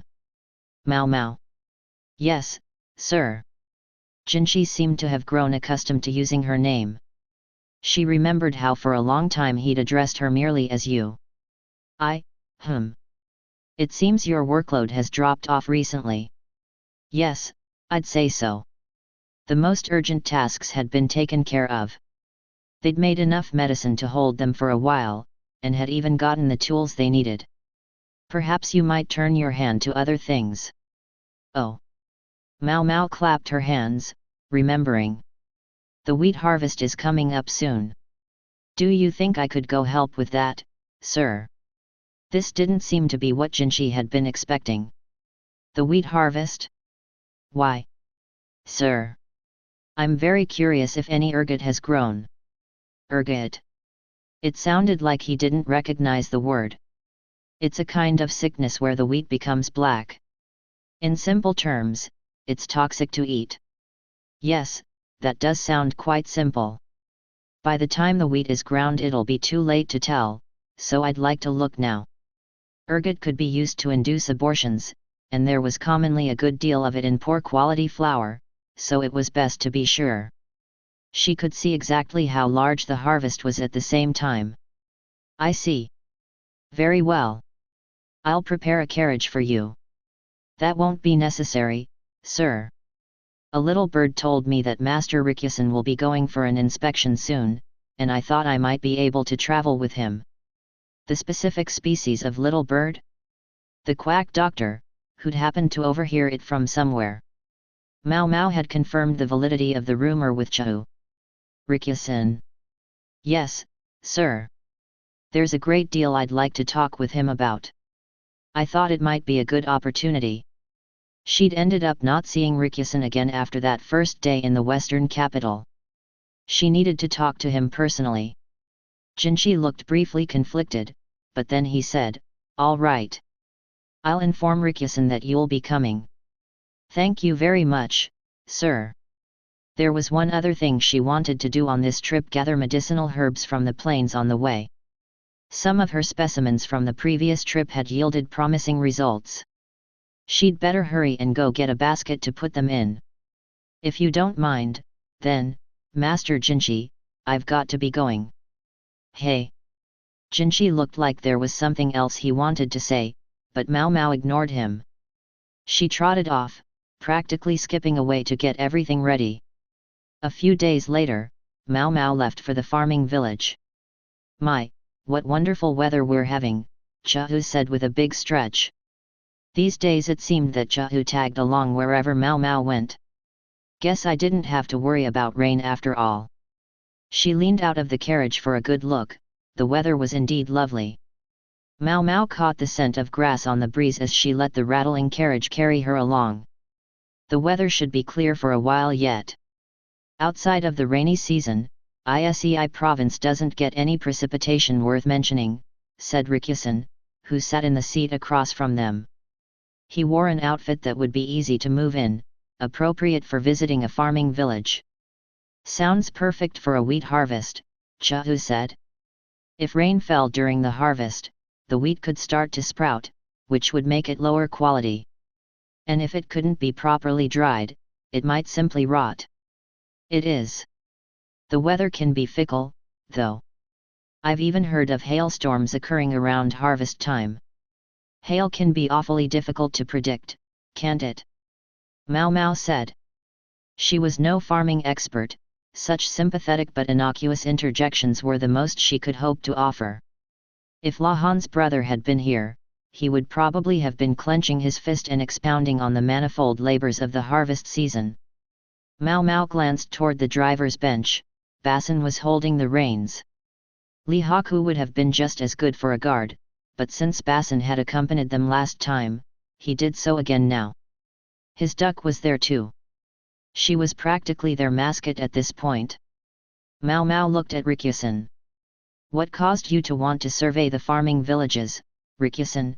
she asked. This was the question she'd wanted to address to him personally. She suspected Jinshi had already given her the answer indirectly, but she wanted to hear it from Rikyusen's own mouth. Rikyusen glanced around, with what seemed to Mao Mao a particularly long look at his subordinates following behind the carriage. Then he said, "There are several reasons." "Which would you like to hear, Mao Mao?" As she had requested, he addressed her with no honorific or title in the past. He'd been altogether too respectful toward her. Chahu seemed intrigued, though, that they spoke in such familiar terms. "All of them," she said firmly. "Very well. The first has to do with insect plagues. I happen to be in contact with Sir Lahan, and I frequently lean on his knowledge and expertise. He warned me that if there were to be a plague in Li, it would be likely to come either from the north or from the breadbasket to the west.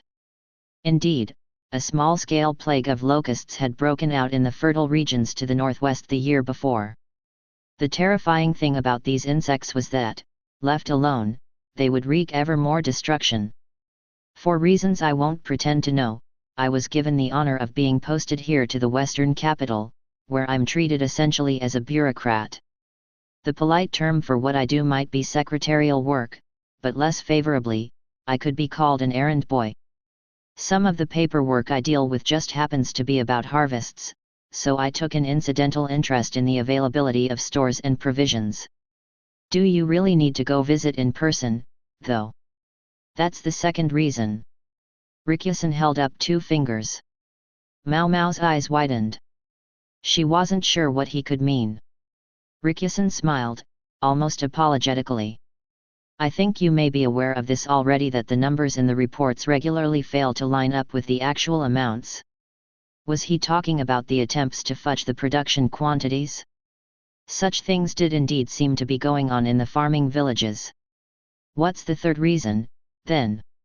Rikyasan had said he had several reasons, and Mao Mao didn't think just two would qualify as several. The third reason. His mouth sat open for just a beat.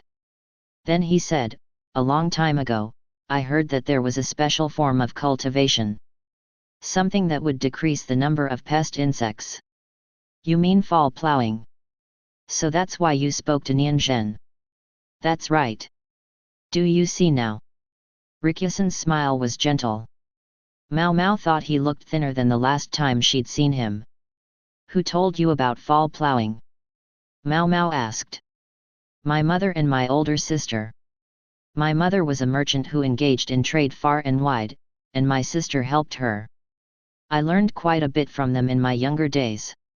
Rikyasan looked out the window of the carriage, but he didn't seem to be taking in the scenery. That makes sense, said Mao Mao. What else do I need to ask? She spent long enough thinking about it that they arrived at the village, the carriage rattling as it slowed. Mao Mao stuck her head out the window. Wheat shimmered golden in the fields, it looked like a rich harvest. She saw green leaves too, suggesting the villagers had planted potatoes. All right. Shall we dedicate ourselves to farm work for a while? Herb collecting could come on the way home. Mao Mao had just hopped out of the carriage, sprightly and ready to go, when she saw a fast rider coming up behind. That wasn't so remarkable in itself, but from the man's look, something was clearly wrong. Maybe he was attacked by bandits? No, that wasn't it. The horse stopped in front of Mao Mao and her party, its tongue lolling from its mouth as it listed to one side. Its rider wore the uniform of a soldier. I think I recognize him. He was one of the guards who frequently attended Jinshi. That would suggest he was of a fair rank, so what was he doing running himself ragged, catching up with them? What's going on? Mao Mao asked. She held out water, but the man shook his head. His mouth worked open and shut, he didn't say a word, but gave her a piece of paper. The heck? The paper, folded as small as possible, seemed to be a letter from Lahan's brother. The moon, Prince. He said if you saw this, you would understand. Understand what? Mao Mao wondered. Perplexed, she opened the letter. A single line ran down the page. It wasn't even drawn with a brush, it looked messy, like Lahan's brother had used a piece of charcoal as an improvised writing instrument. But that wasn't all, the line had been violently scratched out again. The letter didn't even say where it was from, but there was no mistaking who had sent it. Lahan's brother had needed to tell them something so badly that he had found time in the midst of some sort of chaos to send a pigeon with this message. I know what this is, Mao Mao thought. She realized she recognized the dark scribbles. They resembled the picture that the girl Jazgal had given her the year before, after the visit of the Shaunessa Shrine Maiden. Mao Mao hadn't understood what it meant then. But I do now. The line was the horizon that spread out before her. And the blot was a dark cloud. She looked at the sky, still clear and blue, and said, "They're coming." Chapter 17, Disaster, Part 1. What? A plague of insects, a villager said, sounding exasperated.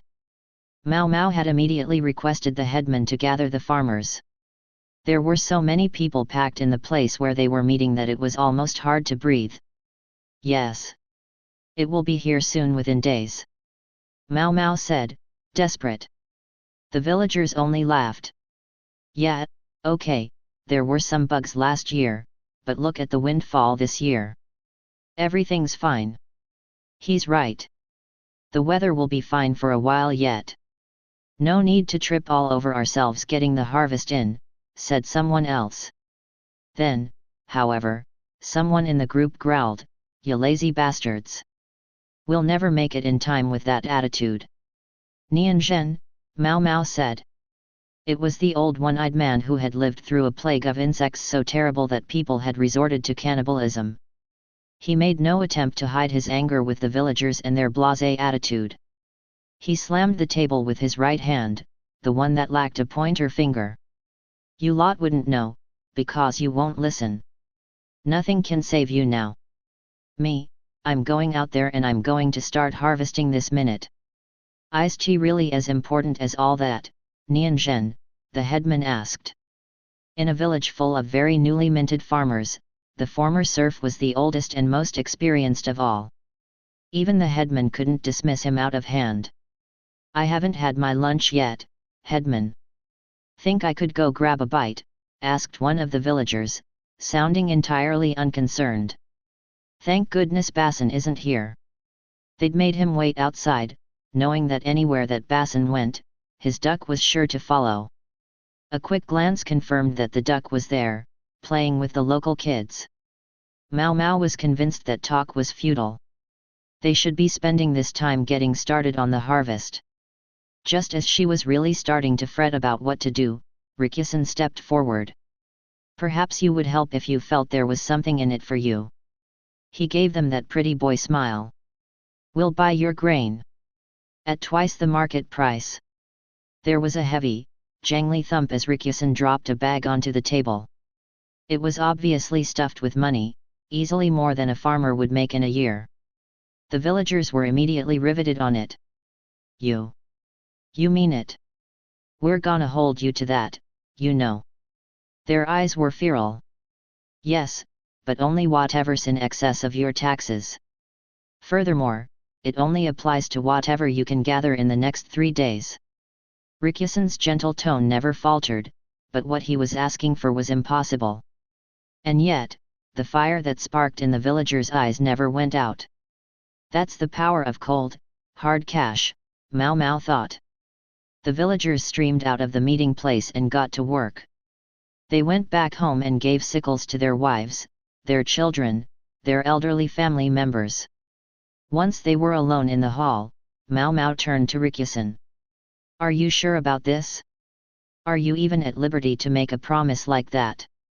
If there is a plague of locusts, then grain will fetch far more than twice the average price, and will come out ahead. If there's no plague, well, I won't have any complaints about that. Is there a problem here? No, none at all. She should have expected him to be quick when it came to calculations like this. He'd said his mother was a merchant, and even more tellingly, he was on good terms with La Han. Chu, apparently inspired by what Rikusen had done, was looking highly motivated. Are we going to work too? I think I'll help in Mr. Nianzhen's field. What about you, Miss Mao Mao? Me? I think I'll get ready to help make food. And I'll make pesticide too. She flipped through the encyclopedia of herbs Jinshi had given her, looking for anything that might help kill bugs. She had some misgivings about producing pesticides right next to the food they were going to hand out for people to eat, but desperate times called for desperate measures. Mao Mao was virtually certain the plague would occur. The only question was when. Where was La Han's brother last? He'd been about to begin the return leg toward the western capital, but he was still deep in the western reaches of Isei province. He'd encountered a swarm of grasshoppers there, and had managed to dash off his message and get the pigeon in the air before the bugs were upon them. But he didn't have time to find proper writing utensils. The situation had obviously been desperate. The grasshoppers were already starting to carve their swath of destruction. In all likelihood they would begin moving east, toward the western capital, eating everything in their path. It started now. There's no delaying it any longer. The only questions were how they could bring this to an end, and what that would entail. First they had to save as much of the grain from the ravenous insects as they could harvest it, get it inside, and make sure the storehouses were shut up so tight that not a single grasshopper could get in. Now the challenge began. She didn't have to find the best solution, she just had to keep looking for a better one. The villagers were in the fields, harvesting grain as fast as they could. I worry whether it's going to rot. Normally, grain would be allowed to sit outside several days to dry, but what should they do here? More than anything, they needed places to store the harvest. All right, enough. If I'm going to think, I need to work while I'm doing it. Mao Mao borrowed a stove and began making a huge pot of soup. She wished she could make it with some nice, astringent soy paste, her personal preference, but she suspected it might not be to the villagers' tastes. Instead, she fried up some vegetables in oil, put plenty of salt on them to give them some flavor, and then added them to a stew of milk and dried meat. The ironic thing is, people from the central region would turn up their noses at too much milk. She added some fragrant herbs to make it less pungent. A bit of flour to thicken it, and she started to think she might have a winner on her hands. Wish I could do some dumplings, but I think we'd better not. Instead, she would get fried bread for the entree. Mao Mao poured the soup into bowls and put the bowls on a tray, then zipped around handing them out to the workers. Miss Mao Mao, Miss Mao Mao. One for Miss Chao, please. Chao flounced up to her. She'd practically transformed herself into one of the villagers, carrying a knife in her right hand and a sack in her left. The sack was full of ears of grain. Mao Mao gave Chao some stew. You're only taking the ears of grain? She asked. It was Mr. Nianzhen's idea. He said if the harvest was the only important thing, it would be faster to collect just the ears. Yes, that certainly would be faster than having to bend over and cut down every stalk. Mao Mao and Chao sat down on a nearby fence to enjoy their meal. Mao Mao had already eaten her stew, so she munched on some bread. There won't be time to dry everything, and it won't fit inside if the stems are still on, Chao said. Good point. Wheat straw was used as livestock feed and for daily necessities like reed mats. It was an important secondary product, but right now there were more important things to focus on. Oh me, oh my, but money is a powerful thing, isn't it? All we had to do was whisper in their ears, the straw can come later, and look. The villagers had immediately traded their sickles for small knives. The children went from field to house dragging bags full of ears of grain. Now they're drying them inside because the ears would fly away in the wind out here. You're quite good at getting your way, aren't you, Miss Chao? Oh, yes. You should see how I motivate my husband on nights when he's not in the mood. Mao Mao had a thought, perhaps her brothel humor, which so frequently fell flat, would land with Chao. Sadly, no really good jokes came to mind at that moment. She finished the last of her modest meal, vowing to work up a routine she could share. Rikyasan had been exactly right to tell the people they had 3 days to collect the grain. With a firm deadline in place, everyone busied themselves thinking of ways to harvest more efficiently. By the second day, more than half the grain had been taken in. Basan, with his immense strength, proved his worth now. He could carry a full bag of grain in each hand, doing what would otherwise require several full-grown adults. However, more delicate work, as always, eluded him. Oh no! What are you doing? You are hopeless, little brother-in-law! Chao cried. Basan, trying to repair a house, had only ended up doing more damage, making himself a target for more teasing from Chao. We can't have the storehouses full of holes, Mao Mao thought. She was patching a house with mud and clay. Wood was precious in this part of the country, so earth would have to do. I think we were just in time, Rikyasan said, looking up at the sky. Mao Mao looked too, and saw a small black cloud beyond the hills. Isn't it a little early for the rainy season? She asked. Yes. Yes, it is. Rikyasan looked pained. A cloud at this time of year is rather troubling. That sounded very ominous and all, but Mao Mao wasn't sure exactly what he meant. What's that about the clouds? Basan asked as he passed by, lugging a couple bulging sacks of grain as if they weighed nothing at all. I merely meant that it's not a good thing to see a rain cloud at this time of year, Rikyasan said, pointing to the sky to the east. I hear you. There's another cloud over there. Is that a bad sign too? Over there. Rikyu-san looked. Basin was pointing in the opposite direction. I'm afraid I don't see anything. Hee hee. My little brother's eyes are hopelessly good, Chiho broke in. Regular folk might like to have a telescope on hand, though. Even Chiho didn't appear to carry one of those, because she leaned forward and squinted. Mao Mao joined her, narrowing her eyes and peering toward the western sky. Clouds, clouds. She thought she heard a faint buzz. Then she saw some black specks that wavered in the air. They didn't look like any rain cloud she'd ever seen. Miss Mao Mao, Miss Mao Mao. Miss Chiho, Miss Chiho. The two of them looked at each other and nodded.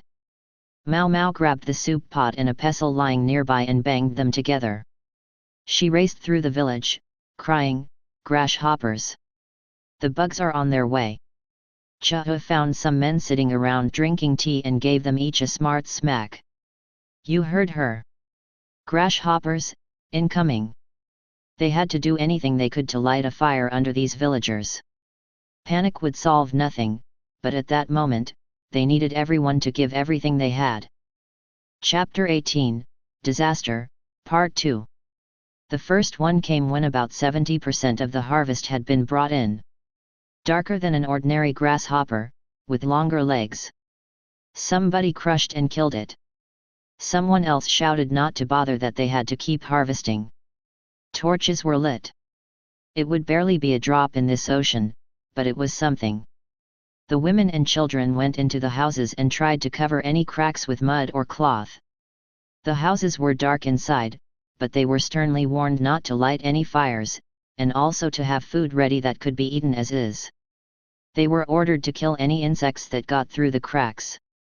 At Nianzan's house, there was too much to fit, so they started storing grain in the shrine. There, the cracks were so packed with earth that hardly any air got in. Every house worthy of the name was sprinkled with pesticide, not that they knew whether it would do any good. The tents had too many openings to serve as storage areas. Instead, they would be temporary evacuation points for the villagers. Basin carried a huge net. It might once have been for catching fish, but he swung it around over his head with tremendous speed, gathering up grasshoppers within it. Then he dumped them in a huge bucket of water, killing them. Chiho passed out leather pouches. Instead of food, they contained sweetened goat's milk. She was preparing for a long battle. Nianzhan wore several overshirts, and the other villagers imitated him. Rikyu-san was going from house to house, reassuring the villagers whose anxious voices he could hear through the air holes. Any time he found bugs entering through a gap, he would crush the insects and fill the gap. The duck pecked at the grasshoppers and then spit them out again. Inedible, perhaps. Then the villagers started screaming. Everything seemed to grow darker, passing from bright and clear to ash, and then a grey that reminded Mao Mao of a rat, until everything was practically black. It was impossible to open one's eyes, never mind walk. Bugs bumped into people, bit and tore at them. People couldn't open their mouths, it was all they could do to cover them with rags. Their layered overshirts were ripped and torn, and the beating of wings drowned out every other sound. A droning noise overwhelmed everything, so that it was impossible to tell what someone else was saying. Soon, even the screams couldn't be heard anymore. Mao Mao covered her face with her hands, then opened her eyes the slightest bit. She could see Basin, still swinging the net over his head. It filled almost instantly, whereupon he slammed it against the ground. The bucket had long ago overflowed with grasshoppers. One man had gone mad from the bug bites. He howled at the top of his lungs and swung a torch in one hand and a scythe in the other. It did him no good. The grasshoppers survived his counterattack and continued to assault the villagers.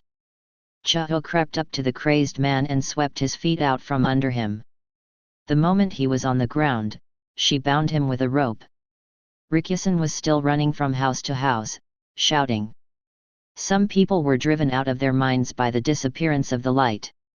Others were sane but simply couldn't hear him. Fire burst from one of the houses, and an elderly woman and some children came rushing out of the otherwise sealed structure. One of the kids held a flint. The freshly harvested wheat in the house was perfect fuel, and the fire burned readily. The parched air of the dry season made conditions even better for the flames. Basin reacted immediately, giving one of the posts of the house a kick. The place was barely more than a shack to begin with, and it promptly collapsed. Mau Mau could hear Basin shouting, although she couldn't catch the words.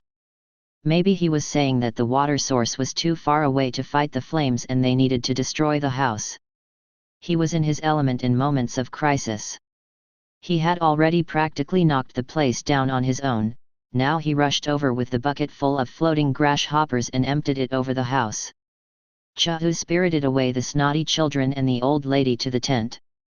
It was crawling with grasshoppers, just like everywhere else, but it was better than being outside. How much time had passed?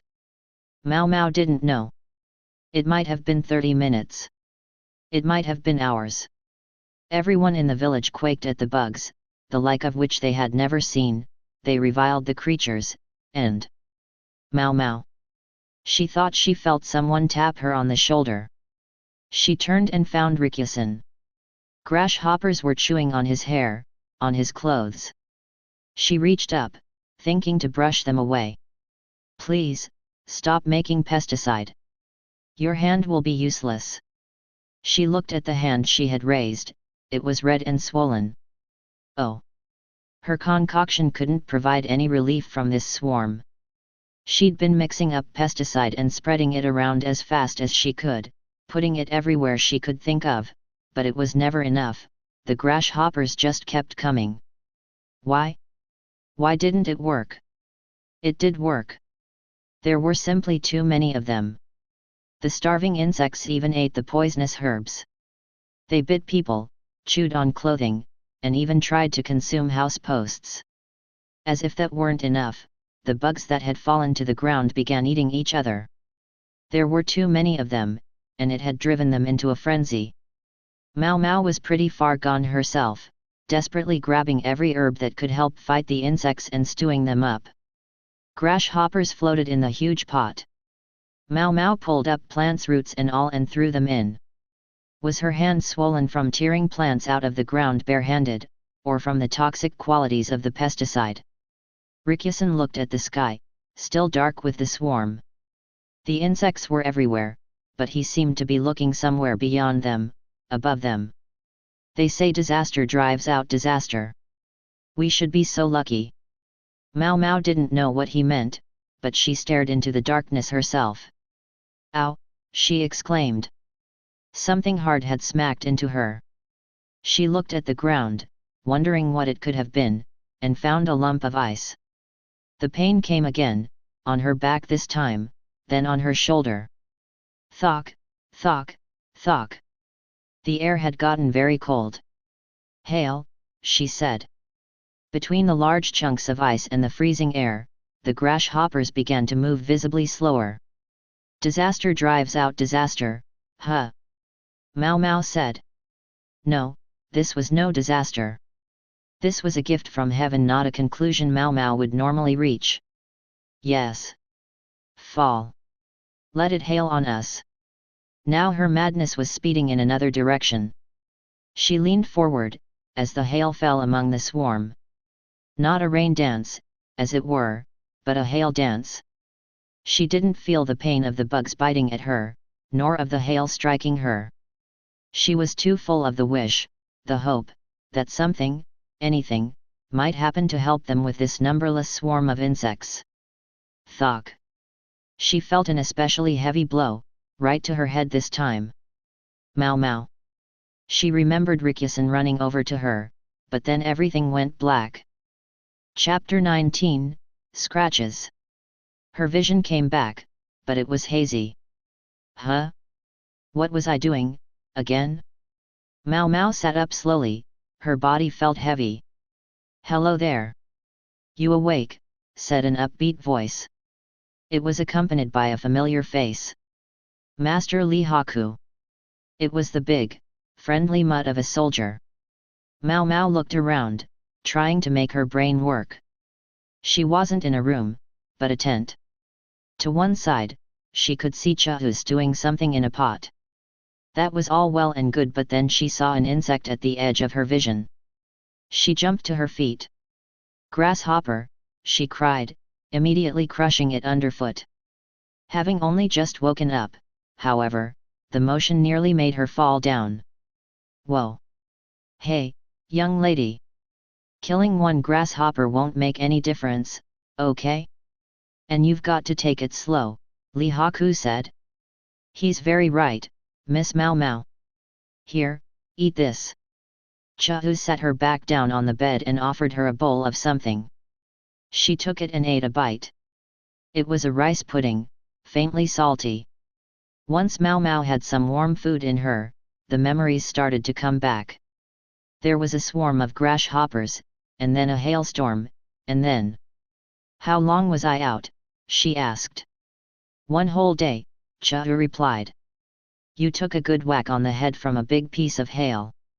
I was afraid it would be dangerous to move you, so we put you here in this tent." Mau Mau thought she had made the right choice. She also felt downright pathetic, falling unconscious right when they needed her most. "Sounds like I was in pretty bad shape." Mau Mau was only human. No one would blame her if the unprecedented situation had pushed her over the edge. But it was still true that in succumbing she had made life harder for the others. And to think, the Taban didn't bother me. The locked room full of snakes and venomous insects in the Shi clan fortress had been no problem at all. "There's no need to feel down, Miss Mau Mau. You just got a little confused and took the bug killing a bit too far. Your cat-browned pesticide is on the strong side. Might poison the earth, you know. But it worked. We've thinned it down and now they're using it to kill the rest of the bugs. The rest of them. The short version is, we're on the other side of this. It helped a lot that the hail came and dropped the temperature. But some of those grasshoppers are hardy little stinkers, so they're out there dealing with them. I'm helping with that," Li Haku chimed in, raising his hand. Why was he here? A swarm of grasshoppers showed up in the western capital too. Not as many as here, but it's been ugly. Our good buddy Jinchi is beside himself. He ordered me to go to the village you were at right away, little lady. I got here about half a day ago. Meanwhile, my silly little brother went back to attend the Moon Prince. This has been your report on the situation." This was probably the most Jinchi could do. Basin, meanwhile, would presumably still be full of vim and vigor, even after a fast ride back. "Boy, it was something," Li Haku said. "Those guys in the western capital, it looked like they'd never seen an insect plague before. I mean, neither have I, right? But they warned us something was coming. They warned us over and over."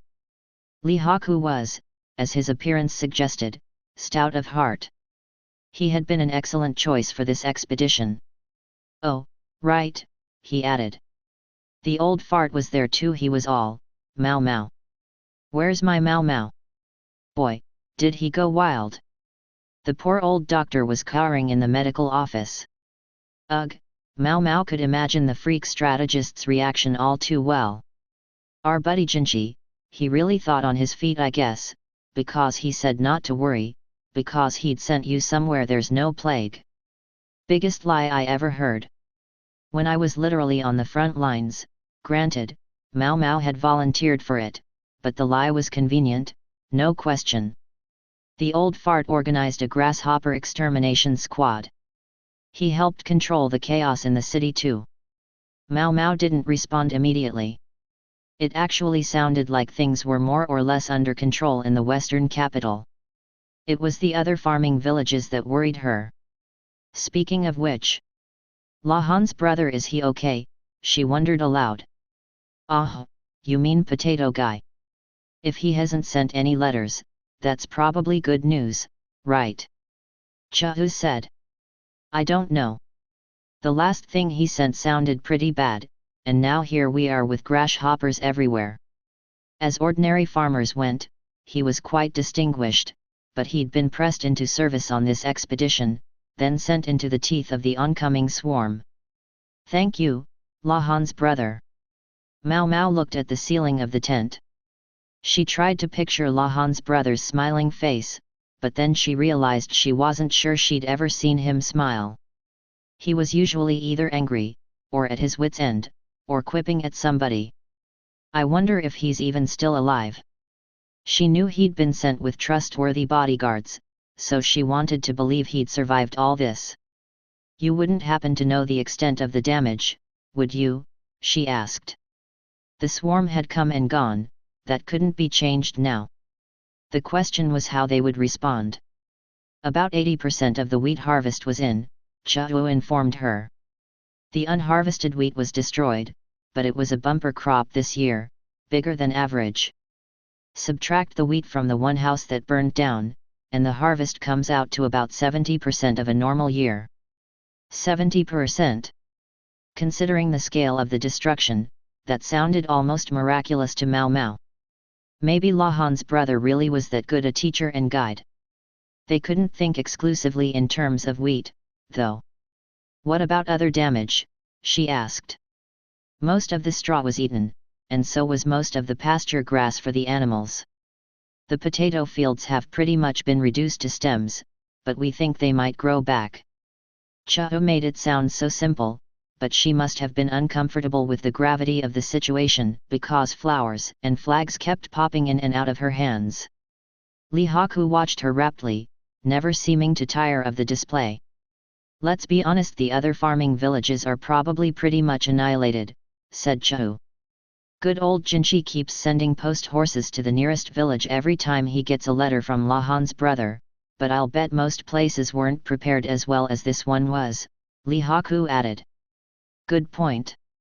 Things didn't get too chaotic around here, Chao said. So this was not too chaotic, huh? Mao Mao had thought she was inured to a certain amount of pandemonium, but it seemed Chao was even more composed than she was. And there was still the matter of the person who had done more than anyone on this occasion. Where's Rikyu-san? Outside, I think. Wanna see him? Chao asked. In the midst of the turmoil, Rikyu-san had remained completely calm. In fact, he had looked downright used to it. He'd done more than simply keep his wits and kill grasshoppers. He'd seemed to understand on a deep level how people in a panic would act. What he'd done, running from one house to another and talking to the villagers, might not have looked like much, but without it, it was possible that much more grain would have burned. Even after Mao Mao's stern warnings not to use fire, the villagers had still done so. Trapped in suffocating, lightless houses, with frenzied voices screaming outside, anyone would have been pushed to the edge. Mao Mao saw now how important it was to have a level voice come from outside. What's his story? She wondered as she left the tent. Chao followed, perhaps to keep an eye on her. It was chilly outside, a lingering effect of the hailstorm. Grasshoppers still crawled along the ground, and a few people were trying to catch those that were still in the air. In the center of the village was a hideous black pile of what Mao Mao assumed were collected bugs. It seemed to be writhing ever so slightly, and she didn't want to get too close. The villagers who had been shut up in their houses were filtering out into the streets, stunned. When they'd left the wheat fields, taking the ears into their homes, they had been full of stalks, but now they were devastated and worthless. Even though she had heard Chao's report on the damage, Mao Mao struggled to comprehend the reality in front of her eyes. She passed the potato fields, reduced to stems, and saw for herself the bald pastures. The grass fields were less thoroughly destroyed than the wheat, but it was a matter of degree. The animals had been let out into the fields, but seemed restive and uneasy. Chickens pecked at the grasshoppers here and there on the ground. Wonder if they taste good? Mao Mao had in fact tried some herself once, but she couldn't get over the way they looked. They just didn't appear tasty. The duck was staring this way and that, surveying the area. Looking for basin, maybe. Aren't you curious how the grasshoppers taste, Miss Mao Mao? I'm sorry, Miss Chao. Mao Mao had a bad feeling about this. I whipped this up just to see if it was edible. She produced some sort of stir-fry. It was very Chao-esque, to pull it out of thin air like that, and she seemed to have read Mao Mao's mind. Mao Mao didn't say anything. I got rid of the heads, carapaces, and legs didn't seem good for the digestion. I threw out the innards too, never know what they've been eating. We need hardly explain what this foodstuff was, although Chahu had managed to completely disguise it. You made the right choice, taking out the guts. They ate poisonous grasses and even each other. But once you've taken all that out, I'm not sure what's left. You're so right, there's so little of them you can eat. Anyway, dig in. Mao Mao took an unenthusiastic bite. What do you think? Well, it's not physically inedible. But given the amount of work that goes into preparing it, you'd suggest something else. Yes, I'd say so. This was Chahu's cooking, so it was bound to have some pretty nice seasonings. The fact that, in spite of that, it still only rose to the level of not inedible did not speak well for the merits of this dish. Nor were the people standing and staring vacantly at fields devastated by the grasshoppers likely to want to turn around and eat them. The nutrition they afforded would be small compensation for the damage they had done. The rest of Chahu's dish disappeared back into thin air, then she tugged on Mao Mao's sleeve as if she had noticed something. This way, please, she said. Mao Mao followed her along until they stopped in front of one of the savaged houses. She could hear voices inside. When she looked in, she found Rikyasan talking with some villagers. I understand, he was saying. We'll pretend this never happened. I'm very sorry. I hate to go back on a promise, even an informal one. Several villagers, along with the headman himself, bowed their heads to Rikyasan. No, I understand. Considering the scale of the destruction, I can't blame you. In fact, I consider us fortunate that the damage wasn't any worse. One look at the bag sitting on the table between the parties was enough to explain what they were talking about. It was the same one Rikyasan had used to motivate the complacent villagers before the swarm arrived, the bag full of money. He'd promised to buy their wheat at double the market price. This can't be the only village that's suffered this sort of destruction. And I guess they can't afford to sell their surplus. Good day, sir. Rikyasan put the bag in the folds of his robe and left the house. As he came out, he saw Mao Mao. Mao Mao, you're awake? Are you all right? She showed him her head and palms. Her head felt fine, but her hand still throbbed. Chahu had tended to it while she was unconscious, though, applying a salve and bandaging it, so it was better than it could have been. Chahu gave Rikyasan a nudge. You've got some guts carrying that thing around, Mr. Moneybags. You know there could be bandits around here, right? Oh, heavens! I'm merely a middling bureaucrat. I don't have the money to buy an entire village's wheat supply. He stuck out his tongue playfully and then took out the bag. It was full of ghost stones. Well, well. Chahu said. I carry them with me everywhere. A habit from my last position. That, of course, would have been as aid to the freak strategist. Rikyasan, Mao Mao thought, had proved himself to be a first-class con man. I'm sorry. Did you need something with me? He asked. Need something? She'd mostly just followed Chahu. Chahu and Li Haku between them had given her a pretty good idea of where things stood, so there was no real need to ask Rikyasan about it. She did think, though, that Rikyasan was probably the one who had been the most shocked when she was knocked unconscious. She felt she should apologize. I'm terribly sorry for getting knocked out like that. I was one more problem when you already had enough to deal with. She bowed to Chahu too, just for good measure. Not at all. I'm just glad you're not seriously hurt. All right, then. See you. What? Is that all? Is that all? Well, there were other things she wanted to ask Rikyasan, but there was no need to rush. There were still a lot of grasshoppers around, and she thought she should stay out of the way. Maybe Rikyasan was tired of thinking about grasshoppers, and wanted a change of subject. Unfortunately, Mao Mao was in no better position than he was to come up with something distracting. Instead she said, "You seem to have a very good idea what you're doing here, Rikyu-san. Do you have some sort of experience with this kind of thing?" The way he had kept his head the whole time, even being the former aide to the freak strategist, wouldn't give you that kind of composure. Rikyu-san gave her a gentle smile. "I learned it from my mother." "You must never lose sight of yourself no matter what the situation," she said. Then, for a second, his expression faltered. "Her last words to me were, when you most want to break down, that's when you must be most calm." Her last words? Yes. Our house was attacked by brigands. My mother and older sister hid me where I wouldn't be found, and then they were killed before my eyes. This conversation had abruptly turned much darker than Mao Mao had expected. If I made a sound, I would have been killed too. But I couldn't cry out, couldn't yell. My mother, knowing very well that I would have screamed my rage and tried to jump on the killers, stuffed a gag in my mouth and bound me hand and foot. So it was that, unable to do anything, I watched my mother and sister die, but because of that, I survived." That wasn't an easy story to respond to. Mao Mao replied in the only way she could think of. "Because you survived, so did this village." Whatever had happened in the past was no concern of hers, but if, as a result of his experiences, Rikyu-san was able to save this village, then she had to be grateful for those experiences. And, too, she had to acknowledge his uncommon courage. "I appreciate that, Mao Mao, that way of looking at it."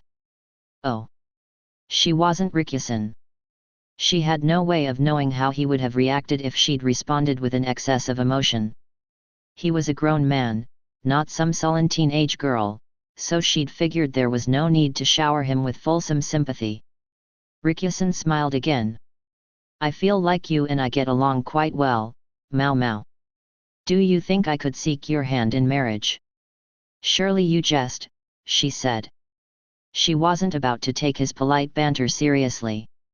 "Yes, of course." "Surely," Rikyu-san said, and chuckled. I'm not sure I realized he was the type to make that kind of joke, Mao Mao thought, surprised. Then again, he'd said something similar last year, the last time they'd been in the western capital. Maybe this was just another side of him. Chiho poked her head into the conversation. Wow. Are you going to leave Miss Chiho out in the cold? Is there room for one more in your little relationship drama? Miss Chiho is a married woman, Rikyu-san said mildly. Yes. Married with child. But everyone says I don't look it. How'd you know? Chiho gave him a puzzled cock of the head. She really doesn't look it. Chiho was far removed from Mao Mao's idea of an ordinary housewife. Well, you see, the eldest son of the Ma clan is famous in certain circles. Oh, yes. My husband passed the civil service exam when he was in his teens. That's enough to make anyone famous. Sad to say, he quit pretty quick, though. Thanks to him, Miss Chiho had to go right back to work after the birth. She placed her hands together. And what's become of your child? It can't be very old yet, can it? Rikyu-san asked. My sister-in-law is taking excellent care of it. Mao Mao had been aware of the existence of this child, in general terms, but now she found that Chiho didn't seem to be remotely concerned about her offspring. Mao Mao realized that not only had she never heard the child's name, she didn't even know whether it was a boy or a girl. Even knowing that Chiho's sister-in-law, Mame, would no doubt do an excellent job raising the child, her approach seemed laissez-faire in the extreme. All right, I have to get back to helping with the grasshoppers, Rikyu-san said with a polite bow of his head. Okay. I'll. Just as Mao Mao was wondering what, in fact, she would do, a voice came from behind her. Hey! She turned to find Nian Zhen waving at her. What did the one-eyed old man want? Why have any more of that poison? Poison? Mao Mao gave him a questioning look. The one that kills bugs. The one you boiled up in that big pot. I'm getting nowhere crushing insects one at a time. I want to scatter that stuff on everything and wipe them out. Oh. You mean the pesticide? Mao Mao had a hazy memory of her desperate quest to make the stuff. Right. The poison. Poison. Mao Mao wanted to point out that that wasn't exactly what it was, but Rikusan stopped as he was leaving to say, yes, that poison was astoundingly effective. All right, hold on. Oh. It's the poison lady, said one of the villagers who had spotted Mao Mao. Think you could whip up some more poison for us? Yes, I need some poison, please. The kind you have to thin out to keep it from killing anyone, said another villager. That poison worked like nothing I've ever seen. What in the world was in it? The villagers crowded around her. It's not. Before Mao Mao could get the words out, Chaho clapped her on the shoulder. She gave her a knowing look and shook her head. Mao Mao swallowed hard. Please, use it only as directed, she said. And so Mao Mao found herself gathering toxic herbs once again. About the time Mao Mao had made a generous quantity of pesticide, Li Haku called, "Hey, little lady." Yes? What's the matter? Looks like you're all set making your poison. I thought maybe instead of sticking around here, we should head back to the western capital to report in. I can leave the soldiers who came out here with me to help clear away the rest of the bugs. Sound all right? Yeah, might be a good idea.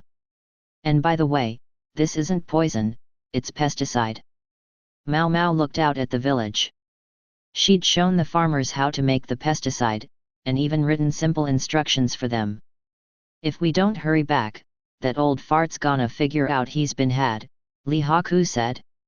Oh, right. He was told I was somewhere there was no plague, wasn't he? I'm impressed he believed it. However crazed he might have been, the freak strategist's inexplicable sixth sense always seemed to be up and running. Strange to think someone had successfully lied to him. Our buddy Jinchi is no mean tactician himself. He used the OL doctor. The OL doctor. In other words, the quack. Mao Mao knew Jinchi had been making nice with the physician recently. She wondered how he had used him.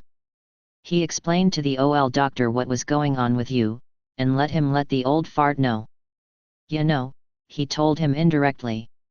Mao Mao went quiet, that really was a good idea. Also, the OL doctor this and the old fart that seemed like it could get confusing. The quack doctor was a pudgy, middle-aged man, but in zoological terms he was sort of in the same category as mice or squirrels. He occupied roughly the same place in the hierarchy as Bassan's duck. Once things have quieted down, we need to show up in a hurry or the old fart will start to smell something fishy. Mao Mao looked at her palm. It was still visibly marred from making the pesticide. What do we do about this? She asked. I have a little change of clothes for you. Chahu said, promptly producing them. Just tell everyone something went a bit wrong, you know? You've already got all that stuff on your left arm, Li Haku said, gesturing at the offending appendage, which was covered in scars from Mao Mao using herself as a test subject for her medicines. She'd never specifically mentioned it, but apparently he had figured it out. Come to think of it. As overprotective as the freak strategist could seem, he'd never once objected to her being a food taster, checking for poison. He would instantly put the screws to anyone who threatened to harm Mao Mao in the slightest way, but maybe he chose not to interfere when it came to threats Mao Mao chose for herself. She wondered if Li Haku had one of his instinctive reads on that aspect of the strategist. Good point, she said. She figured he was right, no one would question a minor injury to her hands at this point. All right. Shall we go home? So she put the devastated village behind her. Chapter 20, Confirmation. When she got back to the western capital, she found it in a bad state. Things really were worse here, she thought. She surveyed the city with a sense of detachment. There were still grasshoppers on the roads and crawling along the walls of buildings. Sometimes she saw black clumps squirming, but she chose not to look too closely. She suspected the actual number of grasshoppers was less than it had been in the village, but she could see chewed-up street stalls and gnawed fruit on the ground everywhere. City folk don't cope well with insects. The people here had probably reacted to the swarm very differently than the villagers. She saw hardly anyone outside. The farmers had their crops to think of, so they tried to exterminate the bugs to keep the plants safe, but simple fear ruled the inhabitants of the western capital. How bad was the chaos? She asked Lihaku, who was sitting on the driver's bench. Rikyasan had said he would stay in the village for a few more days. That was all well and good for the villagers, but Mao Mao was surprised that he didn't feel he should return to the western capital to deal with this emergency. It was bedlam. Rain and hail. Didn't anyone warn them the swarm was coming? If Jinshi had managed to send word even to her, he must have had some plan in place in the capital. Lihaku, however, said, "This is the western capital. There's an order to things, you know." "I see." Jinshi could hardly run through the streets shouting at the top of his lungs. Unlike Mao Mao, he had his position to think of. He could do nothing unless he did it through the officials here in the city. "Looks like he did better than nothing, though," Lihaku said. In a large town square, there was what appeared to be a food distribution taking place. Mao Mao was surprised had the bugs really caused that much damage and exhaustion. It had been several days, though. Not every household was going to have extensive provisions on hand. A lot of poor families are living hand to mouth to begin with. Often, it was the best they could do to earn a day's wage, then spend it at a stall for dinner that night. A handful of places to eat were still open, but in the chaos, distribution networks had dried up, and they didn't have much to serve. Mao Mao could smell the congee being passed out even from where she was. The smell made her think, Lahan's brother. It was the smell of sweet potatoes, maybe from the huge supply that had come with her and the others on the ships. The potatoes were being cooked and served to fill the bellies of the starving townsfolk. "So they're using up the potatoes on this distribution," Mao Mao observed. "Oh, Lahan's brother, we hardly knew yet. It hurts so much to lose him." Chahu's eyes brimmed with tears. She was treating him like he was dead? "I'd say if they're coming in useful, that's fine, isn't it? I'm sure Potato Guy is out there somewhere," smiling, said Lihaku. "Out there? Where would that be?" From the way Lihaku talked, it was hard to tell if he thought Lahan's brother was alive or dead. The carriage arrived at the annex. People gathered at the gate when they heard the whinnying of the horses. Specifically, the people were the quack and Tianyu.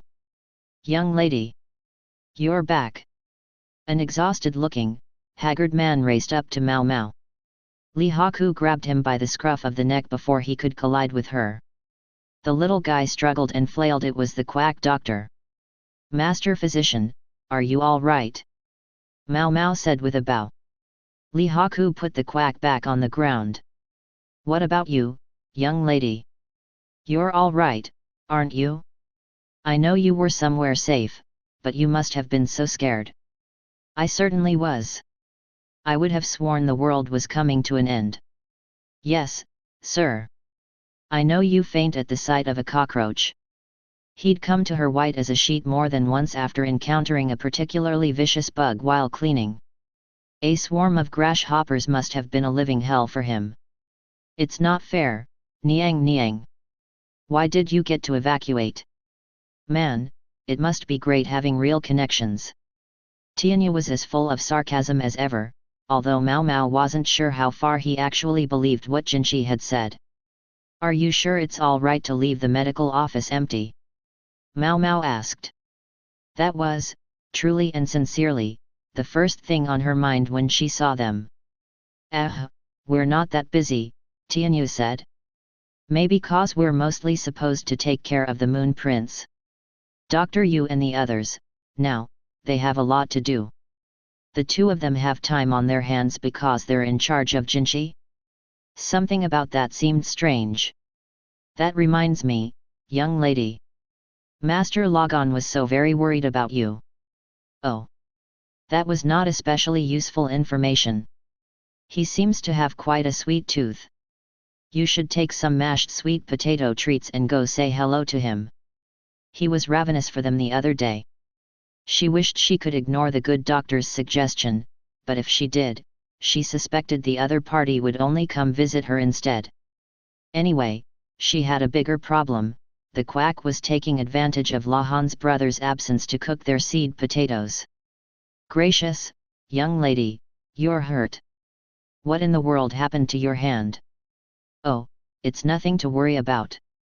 I was making pesticide. It's from experiments with that. Experiments? You're not an insect, young lady. The quack looked genuinely perplexed. If it can kill a cat, it'll work for sure on a bug, Tianyu interjected.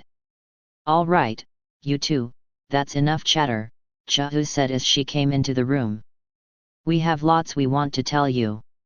Tell us, the quack said. About this bug-killing concoction. Yes, of course. Sorry. The quack politely made way. Tianyu didn't look like he was going to be a problem. He'd only shown up to make smart remarks. Many important people, not just Gyakan, lived in excessively large houses, but Jinchi's chambers were located in the innermost sanctum of this one. That was all very respectful to him as a guest, but frankly, it was a real hike. All right, nobody's clothes are rumpled? Excellent, Chahu said, inspecting Mao Mao's and Li Haku's outfits. Mao Mao saw a stray hair or two on Chahu's head, so she patted it down. Excuse me, where he? Mao Mao said, but she was interrupted by a tremendous crash the moment they entered. Jinchi was sitting in a somewhat less than formal posture. Suiren and Taomei attended him as usual, while Gao Shun and Basin were there too, both looking a bit uncomfortable. Quack, quacked the duck next to them. Would it be better to say something quippy about the bird, or not? Basin had left the duck behind, and she had returned with Mao Mao and the others. The way she'd gone straight back to Basin the moment they'd arrived at the annex, she was more like a dog than a duck. Seems like Gao Shun's sort of thing, Mao Mao thought. Contrary to appearances, he had a soft spot for sweet treats and small animals. He probably found the duck's presence healing. Okay, can't spend all my time looking at the duck. She glanced at Li Haku to ask how they would handle the report. He took a half step back. Apparently he wanted her to do the talking. Chahu likewise retreated. We've just returned, sir, Mao Mao said, standing a little straighter and talking a little more properly because Taomei was there. If it were just Gao Shun or Suiren, that would be one thing. Very good, Jinchi said with an air of detached authority. He seemed to feel the same way as Mao Mao, because his face wore his proverbial moon prince mask. Taomei had been one of Jinchi's nursemaids, Mao Mao gathered, but her approach to child rearing had been rather different from Suiren's. And how was it? He asked. A fair question, but about all Mao Mao could do was repeat what she had heard from Chahu. The harvest was severely impacted, but not annihilated.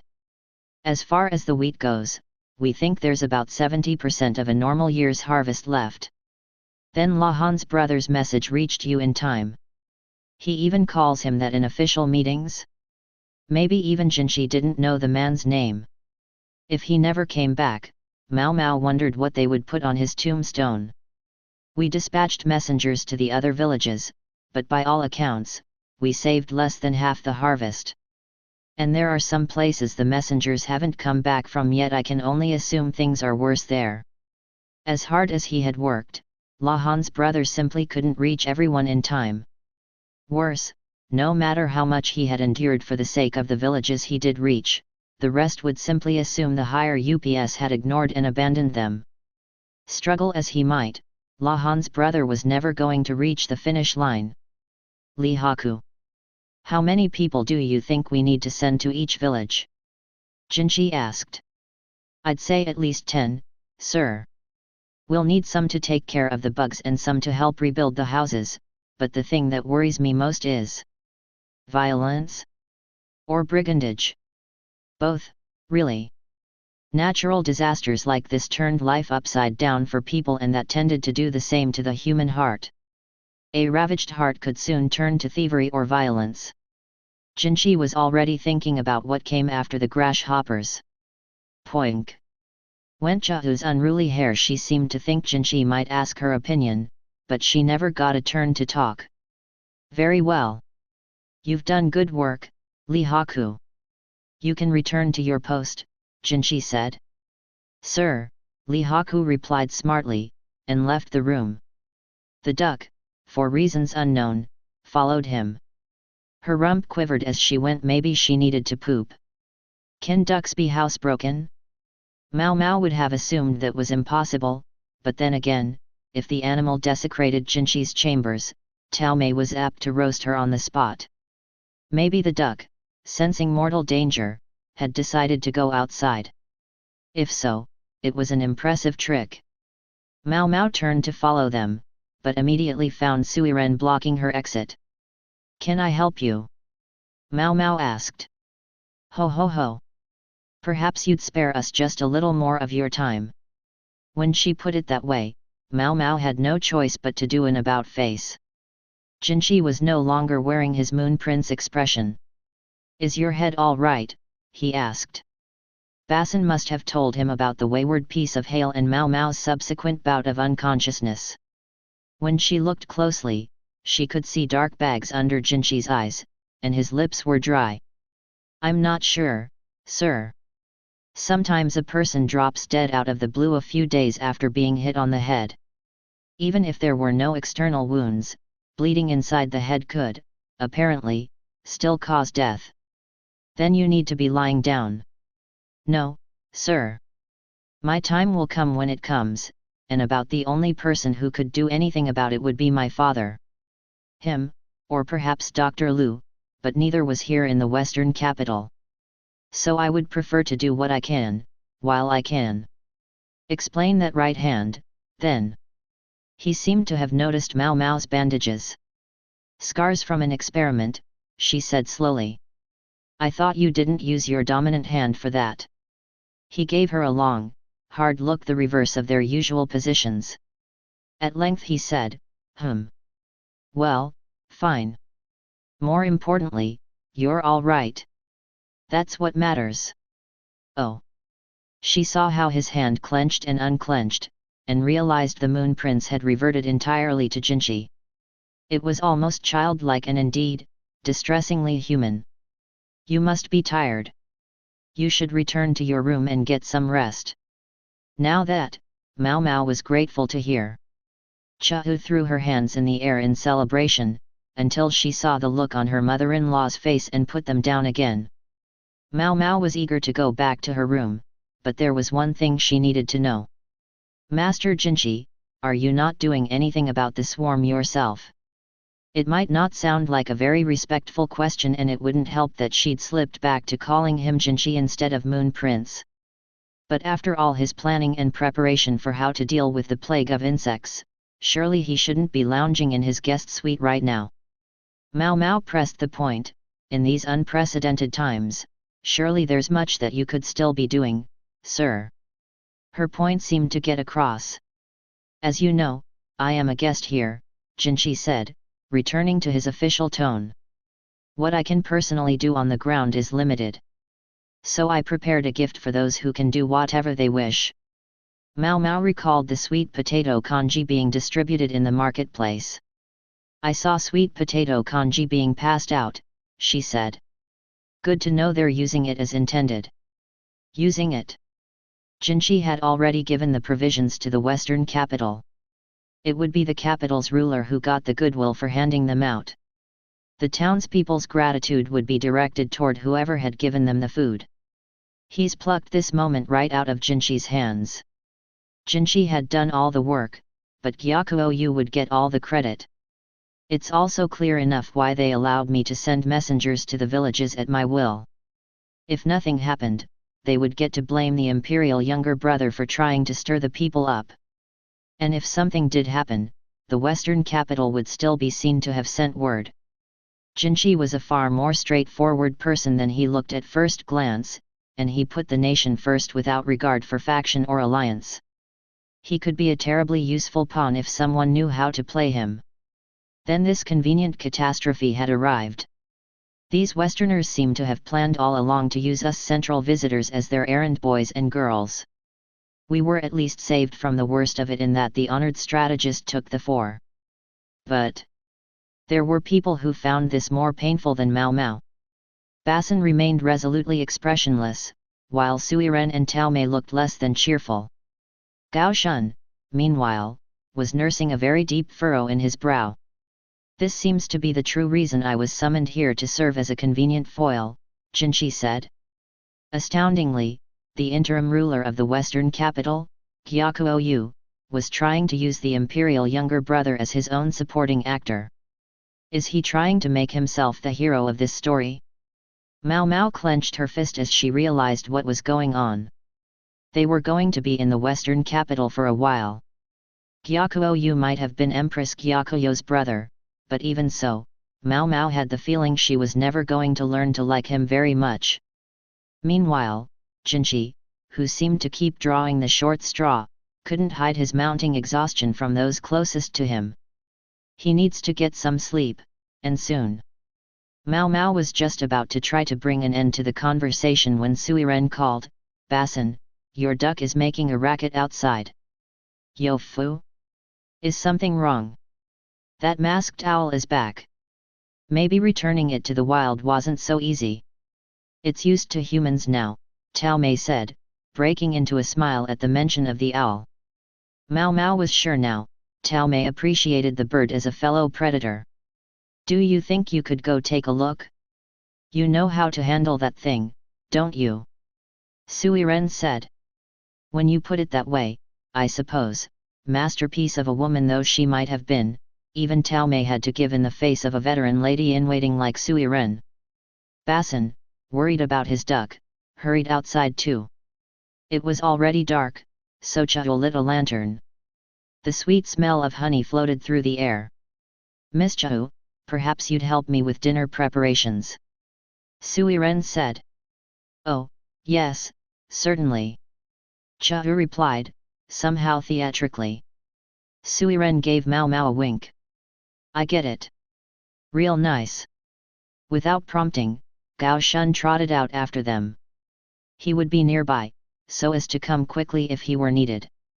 Once the two of them were alone in the room, Mao Mao took a deep breath, then heaved a sigh. "Master Jinchi." "Yes. Don't you think you're pushing yourself too hard? The last vestiges of the Moon Prince vanished. Is there ever a time when I'm not?" From the moment he had been born a member of the imperial family, freedom had not been a word in his vocabulary. Mao Mao realized she had simply asked the obvious. How much more too hard can you push yourself, then? There had to be a limit to how much Jinchi could take. "You ask tough questions. We don't know where the limit is until we find it, do we? Most people who ruin themselves beyond repair do it at work, while continually swearing they can keep going." That left Jinchi quiet for a moment, but his face darkened. "Isn't that what an apothecary is for? To make them better?" "Yes, sir. More or less. Shall I prepare an herbal bath for you?" "No." Jinchi held out his hand. "Huh?"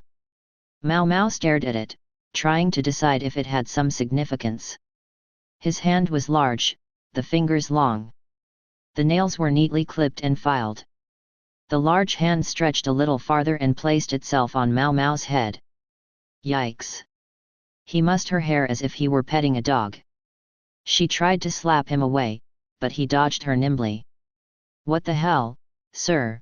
she asked, patting her disheveled hair back into place. She hadn't had a chance to bathe for several days, so it felt thick and greasy. "I simply made myself better, so I wouldn't reach my limit so soon." Jinchi held his head high, as if to say he hadn't done anything wrong. "There must be better ways to do that, sir." "Is that an invitation to utilize these ways?" Neither of them said anything. Mao Mao backed away a half step and crossed her arms in an X. Tell me about these better. Okay, I've reported everything I have to report. If you'll excuse me. And then, with an artful dodge, Mao Mao ducked out of the room. Outside, she let out a long breath. He's been so indirect lately that I'd forgotten. Jinxi's true personality was to charge ahead. His methods could be brutal. If he had been showing restraint with Mao Mao, it was only because of the ridiculous way he'd decided to go about this. Walking around in hopes of clearing her head, Mao Mao found an owl, a duck, basin, and, for some reason, even a goat running around outside. That goat belongs to Miss Chihu. They were turning this annex into a farm. They have the freedom to do that. The scene was simultaneously ridiculous and amusing. Mao Mao felt the edges of her mouth creep upward, and she clenched her fist, vowing to make more pesticide tomorrow. She was going to be in the western capital for a while yet. If she was going to tell Jinxi not to push himself too hard, then she should take her own advice. But still, she would do everything she could. She had to. Epilogue. Aromatic tea and baked snacks with plenty of butter. A moderately stimulating incense that drew out the richest notes of the sweet smell. Empress Gyakuyo hosted, and her guests came to be entertained. She'd held many tea parties during her days in the rear palace, but fewer since she had gone from consort to empress. She was confident, however, that her ability to coddle a visitor had not diminished. "Thank you ever so much for inviting us," one of the women said. They were the wives of some of the most important people in Li. They were all older than Gyakuyo, with one exception, her niece, Yakin. "And who might this be?" a sharp-eyed guest asked upon spotting her. "My niece," Gyakuyo replied with a smile. "She's joined us all the way from the western capital." Yakin had still not entered the rear palace, as not only Gyakuyo but Gyakin had objected to her doing so. Gyakuyo's father and her brother wanted different things. This realization made her even less hesitant to act. She had introduced the girl not as Gyakuoyu's daughter, but as her niece.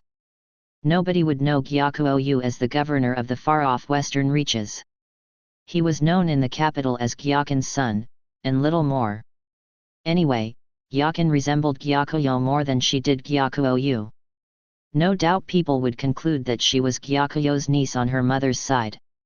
They talked about the most popular perfumes, imported velvet, the newest makeup subjects that were a bit juvenile considering the age bracket of the attendees. Partly, Gyakuyo deliberately brought up these subjects so that Yakin, who wasn't used to these sorts of functions yet, would feel comfortable, but it also served to allow her to avoid political discussions. The main objective today was not to strengthen her ties with these women. In fact, she had gone out of her way to invite well-heeled wives who didn't display too much ambition. Over these past several months, Yakin had begun to open up to Gyakuyo. As Gyakuyo had suspected, she was adopted, not her half-brother's blood child. He must have decided that the emperor's choice of Gyakuyo as his empress showed that the ruler had a thing for exotic-looking women. Gyakuyo could only laugh. The emperor was not a man who would choose his empress for her looks alone. They might have been a factor, of course, but not enough for him to fall madly in love. Gyakuyo might have the imperial affection, but she was not the kind who could bring a country to its knees. Her father Gyakin understood his majesty well. That was why he hadn't offered a young Gyakuyo to the previous emperor. He had waited, using the time until the throne changed hands to give Gyakuyo the education she would need to be empress. He was a merchant, Gyakin. He would choose the path of greatest profit. He would not be distracted by avarice, though he would look 10, 20, 50 years into the future. Even beyond his own death. He would seek more than the modest glory of one clan, Gyakuyo knew. Gyakuyo had faith that Gyakin loved her. But his love was not unconditional. If she became a hindrance to his pursuit of gain, he would cut her loose. What Gyakuyo could do was raise her own value, make herself weigh heavier in Gyakin's scales. This tea party was one way she could do that. The party concluded amid a convivial atmosphere. The wives showed great interest in the curious trade goods from the West. Gyakuyo would have to make presents of them soon. She ordered her ladies-in-waiting to clean up, then went back to her room, accompanied by Yakin. "You seem to be learning how to handle yourself at a tea party," Gyakuyo observed. "Yes, ma'am. Only thanks to you. At first, you couldn't bring yourself to say a word." She chuckled. "Please, I beg you, don't remind me." Yakin was lovely, true enough, but she was ultimately still a makeshift daughter. She could make herself sound aristocratic for a few minutes of brief conversation, but much longer than that and her ISEI twang started to come out. Gyakuyo would probably still have the same problem if Hong Niang hadn't corrected her every time her own accent had shown itself ever since she was young. The accent made Yakin less than suitable for tea parties. In the end, she had been offered up for one purpose, to gain the romantic interest of the nobility. "Lady Gyakuyo, may I ask you something?" Yakin said. "Go ahead. How fares Isei province now?" The young woman couldn't hide her anxiety. "Why do you ask? Does something there worry you?" Gyakuyo asked bluntly. After a second Yakin replied, "The bugs must be coming soon. I fear for the crop." She was a very direct young woman, kind at heart, and a quick study. Gyakuyo sympathized with her. It had been 10 days or so before that Yakin had opened up to Gyakuyo about her real parents, a subject she had no doubt intended to keep strictly to herself. This girl, so much like Gyakuyo, had a deep respect for Gyakuyo. In her former life, her family had been nomads, but when her father grew ill, they settled in a farming village. Of course, that didn't immediately make them proficient farmers. They let the livestock pasture in a nearby field, and bit by bit they learned how to farm. She described with evident gratitude how the governor had supported them monetarily. The governor Gyakuyo. Gyakuyo was not evil in Gyakuyo's eyes. He simply believed he was always right. Always just. That was why they didn't get along. She, favored by Gyakin, contravened his justice. Of this she was well aware. He was the eldest son, by Gyakin's official wife. If he looked down on a girl born later to a concubine, well, that was hardly unique to Isei province.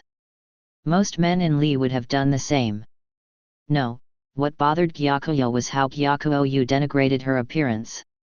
Not her face as such, this wasn't about whether she was beautiful or ugly. Instead he belittled her red hair, her green eyes. He was a merchant's son, the one who was supposed to help the Western capital flourish as a nexus of trade in the future. Not the best vocation for a xenophobe. Gyakin's policy was in general to be a good neighbor to foreigners. Gyakuyo didn't understand how Gyakuyo could respect their father so much while turning his back on one of his most important teachings. This was the man Yakin so deeply admired. Some years before, she had been forced to sell herself on account of a bad harvest. Selling a daughter was hardly unheard of. Women were just another commodity in poor households. She'd begun to work as a prostitute. This was the situation from which Gyakuyo had plucked Yakin, adopting her as his daughter. A beautiful story, Gyakuyo thought. She chose not to say what was behind it. She would not tell Yakin the truth of the matter. She believed it was part of her strength that she did not undermine the girl. "I certainly think we can expect to hear something from the Western capital soon. I'll tell you the moment I learn anything," Gyakuyo said. Then she pulled a hair stick from Yakin's hair. Feeling her head get lighter, Yakin let out a breath. "Now get changed, and let's start on our studies. Learning, that's the most important thing you can do to be of help to my honored brother." "Yes, ma'am." Yakin was obedient, a good girl. She respected Gyakuyo and worried even for the family who had sold her. Even though they had no doubt received more than enough silver to live on from Gyakuyo to keep their mouths shut. As Yakin left the room to go change, Hakuyu entered holding a crumpled piece of paper. "Lady Gyakuyo," she said. She gave Gyakuyo the paper, which had been folded and twisted so it could travel by pigeon. This particular missive seemed to have been treated even more roughly than usual. Gyakuyo looked at the bird, wondering if it was the one the Moon Prince normally used, but no. This message had come from someone other than His Majesty's younger brother. Is this? Yes, ma'am. Hakuyu had read it already, it seemed. The message contained word that the western capital, in fact, all of Isei province, was beset by a plague of insects. The messy handwriting bespoke the urgency with which it had been written. Gyakuyo clenched her jaw. Hakuyu. I have one message prepared to go by land and another by sea. We have one messenger bird left, if you wish to use it. The western capital is still in confusion, however, and I question whether it would arrive safely. Even so, it would be far faster than sending word by human hands. The bird, please, Gyakuyo said. Then she took out a piece of particularly sturdy paper. On it she wrote only a single sentence. As you will. Then she tucked the letter in some oil paper, attached it to the leg of the pigeon Hakuyu had brought, and released the bird. The white creature looked perfect against the bright blue sky. The sky was so blue here in the central region, in fact, that it was almost hard to imagine that far to the west, it was being blotted out by insects, the bugs ravaging the crop and supplies. Those who couldn't imagine it might sneer to themselves, what a bunch of crybabies, those Westerners. Ooh! The bugs are going to get me. Boo-hoo-hoo! Gyakuyo let out a great sigh. Why had she entered the rear palace? For what? Why had her father seen fit to send her here, to the country's central region? Would Gyakuyo's father continue to love her long into the future? All right. Gyakuyo almost gave herself a slap on the cheek for energy, but Hakuyu stopped her. Your inner tomboy is showing, ma'am. Not on the face, please. Yes, yes. And try to sound like you mean it when you answer. Hakuyu, her friend from childhood, looked at her sternly. Gyakuyo took out a new sheet of paper and began writing down what she could do for the western region. Her fight was just beginning.